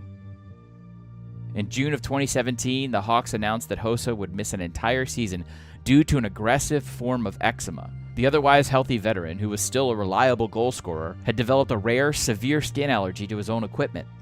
Hossa literally couldn't put on his own pads without aggravating his condition, and while Chicago was able to use his status as a long-term injured reserve to move his big contract off the books, they couldn't replace his offense. A year later, the remainder of Hossa's deal was traded to the Coyotes, and after league doctors determined the side effects of the medication treating his eczema were too severe to play effectively, Hossa stopped playing and announced that he'd retire at the end of his contract. Down Hossa and Panarin and only getting older, the Hawks scrambled, re-signing an aging Sharp after a 2-year stint in Dallas, only to have him retire at season's end, as well as a slew of cheap veterans like Tommy Wingels, Lance Boma, and Cody Franson, all in an effort to build immediate depth. But the patchwork slapped across the 2017-18 roster busted open when Crawford missed the second half of the season with an upper body injury believed to be a concussion. Crawford's game had arguably improved since the team's Stanley Cup run, to the point where he could have been considered the team's actual MVP. And when they lost his .929 save percentage after just 28 games, an aging, thin defense was badly exposed. Kane and Taves still played like stars, combining for 128 points, but Chicago was a team that, according to Saad, just lacked confidence. They finished with 76 points, 19 shy of the playoffs, missing the postseason for the first time in 10 years. The signs had been obvious, but now it was a reality. The ride was over. All of a sudden, the hockey world could see Chicago for what they actually were. Victims of their own success. The kismet of draft luck and a near-perfect hot streak of young signings was long gone. Now, almost a decade later, Bowman, the guy after the guy, just looked desperate, constantly rolling the dice on small, short contracts and trades to create space for those cheap deals. After the cap-mandated youth movement had failed to keep playoff momentum, Bowman immediately used the space freed up by Hossa's retirement and traded for another group of veterans, Chris Kunitz, Brandon Manning, and goalie Cam Ward, potentially to permanently replace a still injured Crawford. Things certainly looked bleak in the front office, but as team president, McDonough gave a public vote of confidence to both Bowman and Quenneville, who had just coached through his first losing season in 21 years. McDonough promised that both would return the following season. That lasted 34 days into the 2018-19 regular season. After a 5-game losing streak in November, Chicago fired Quenneville and replaced him with Jeremy Colleton from Chicago's AHL affiliate. Despite a pedigree coaching career, 3 Stanley Cups, and a top-heavy roster and cap hell for multiple seasons, McDonough assumed that Bowman could still figure out a way to rejigger a quality supporting cast underneath its big names, but a change on the bench would spark a roster suffering from age and that perpetual patchworking. It did not. Instead of a spark, Colleton just ignited friction with many of the team's cup-winning veterans, especially Seabrook when he tried to overhaul the defensive scheme mid-season, and Chicago finished 6 points out of the playoffs. Yes, Patrick Kane and Jonathan Taves were still superstars, but finally, and inevitably, that's where it ended for the Blackhawks. After another flurry of trades, Chicago entered the COVID-19 suspension of play in March of 2020 at a mediocre 32-30-8, having suffered a string of injuries to Seabrook, Saad, and others. Looking for his own spark, owner Rocky Wirtz opted not to fire Bowman, saving the GM yet again, and instead sacked McDonough. Out went the man who took a franchise from blacked out of their own TV market to an 855-game sellout streak and 3 championships. In October of 2020, the team released a public statement that touted their commitment to, quote, developing young players and rebuilding our roster. Soon after, every supporting player from the Blackhawks Stanley Cup run was unloaded. Bowman didn't renew the contract of Crawford, now 35 and third in career wins all time in franchise history. After Chicago missed the playoffs again following a shortened season, Duncan Keith requested a trade to finish his career closer to home and was dealt to Edmonton, while Brent Seabrook was sent to Tampa, where he would soon retire. Taves, still a Blackhawk, opted to sit out the 2021 season due to an immune system condition. And despite a still growing list of blunders and the inarguable fact that he could never recreate the core Talon had built to support Kane and Taves, Bowman kept dealing, still firing away while his pair of superstars had their window. The man who critics say usurped his position on the eve of those 3 championships had managed to outlast the boss he'd politicked to get the job and the coach he'd stymied with bad trades. Having too many superstars is certainly a good problem, but it's still a problem. No franchise in the NHL salary cap era shined as bright and as suddenly as the Blackhawks. But you can't win with just a pair of aces, and after failing to maintain or replace the production of their supporting players during the Cup run, Chicago was an old, expensive husk of its championship self, no matter the names left on the marquee. Just a year after that public commitment to developing those young players, Chicago sent highly touted defensive prospect Adam Bockwist, 2 first-round picks, and 1 second to Columbus for veteran Seth Jones, coming off of a terrible season for the Blue Jackets. Then, Bowman immediately signed Jones to a $76 million extension with a huge annual cap hit. It was just the latest in a series of questionable moves, but however Jones figured into Bowman's latest retooling or rebuilding scheme never mattered. For all of the Blackhawks' desperation to maintain a championship facade, something far worse had been present in the franchise since the beginning of their dynasty. On May 13, 2021, former Blackhawks player Kyle Beach filed suit against the team, alleging that the Blackhawks worked to cover up, quote, a prolonged sexual assault of Beach by former assistant coach Brad Aldrich in 2010. Beach's suit prompted an investigation that found, in May of 2010, a meeting of Blackhawks leadership that included Bowman, Quenneville, and McDonough took place to acknowledge Beach's assault allegations against Aldrich, but team leadership concluded that no action would take place until after Chicago's playoff run and eventual Stanley Cup championship concluded. According to the investigation, Bowman recalled that, after learning of the incident, Quenneville shook his head and said it was hard for the team to get to where it was and they could not deal with this issue now. On October 26, 2021, Bowman was one of multiple Blackhawks executives who resigned from the team in response to the internal investigation.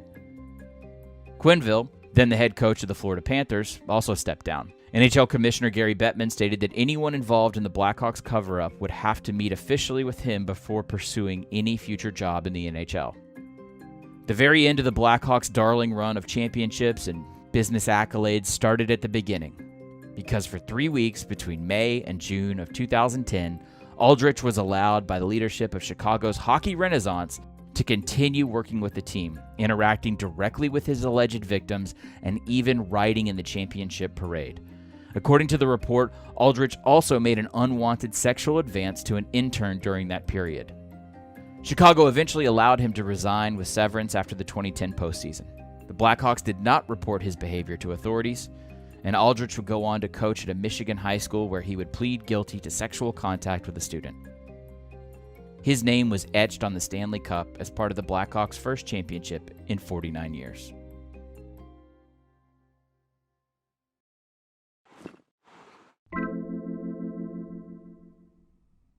Thank you so much for watching. Hey, if you're really trying to sit in front of your screen for like an hour or more, you could check out another compilation video. We've also got tons of excellent long-form stuff, including videos and podcasts, on our Patreon page. Subscribe to that for the really deeply weird stuff. And if you subscribe at the $10 tier, you can get your name on the screen with all these other people. Look at them. Aren't they lucky?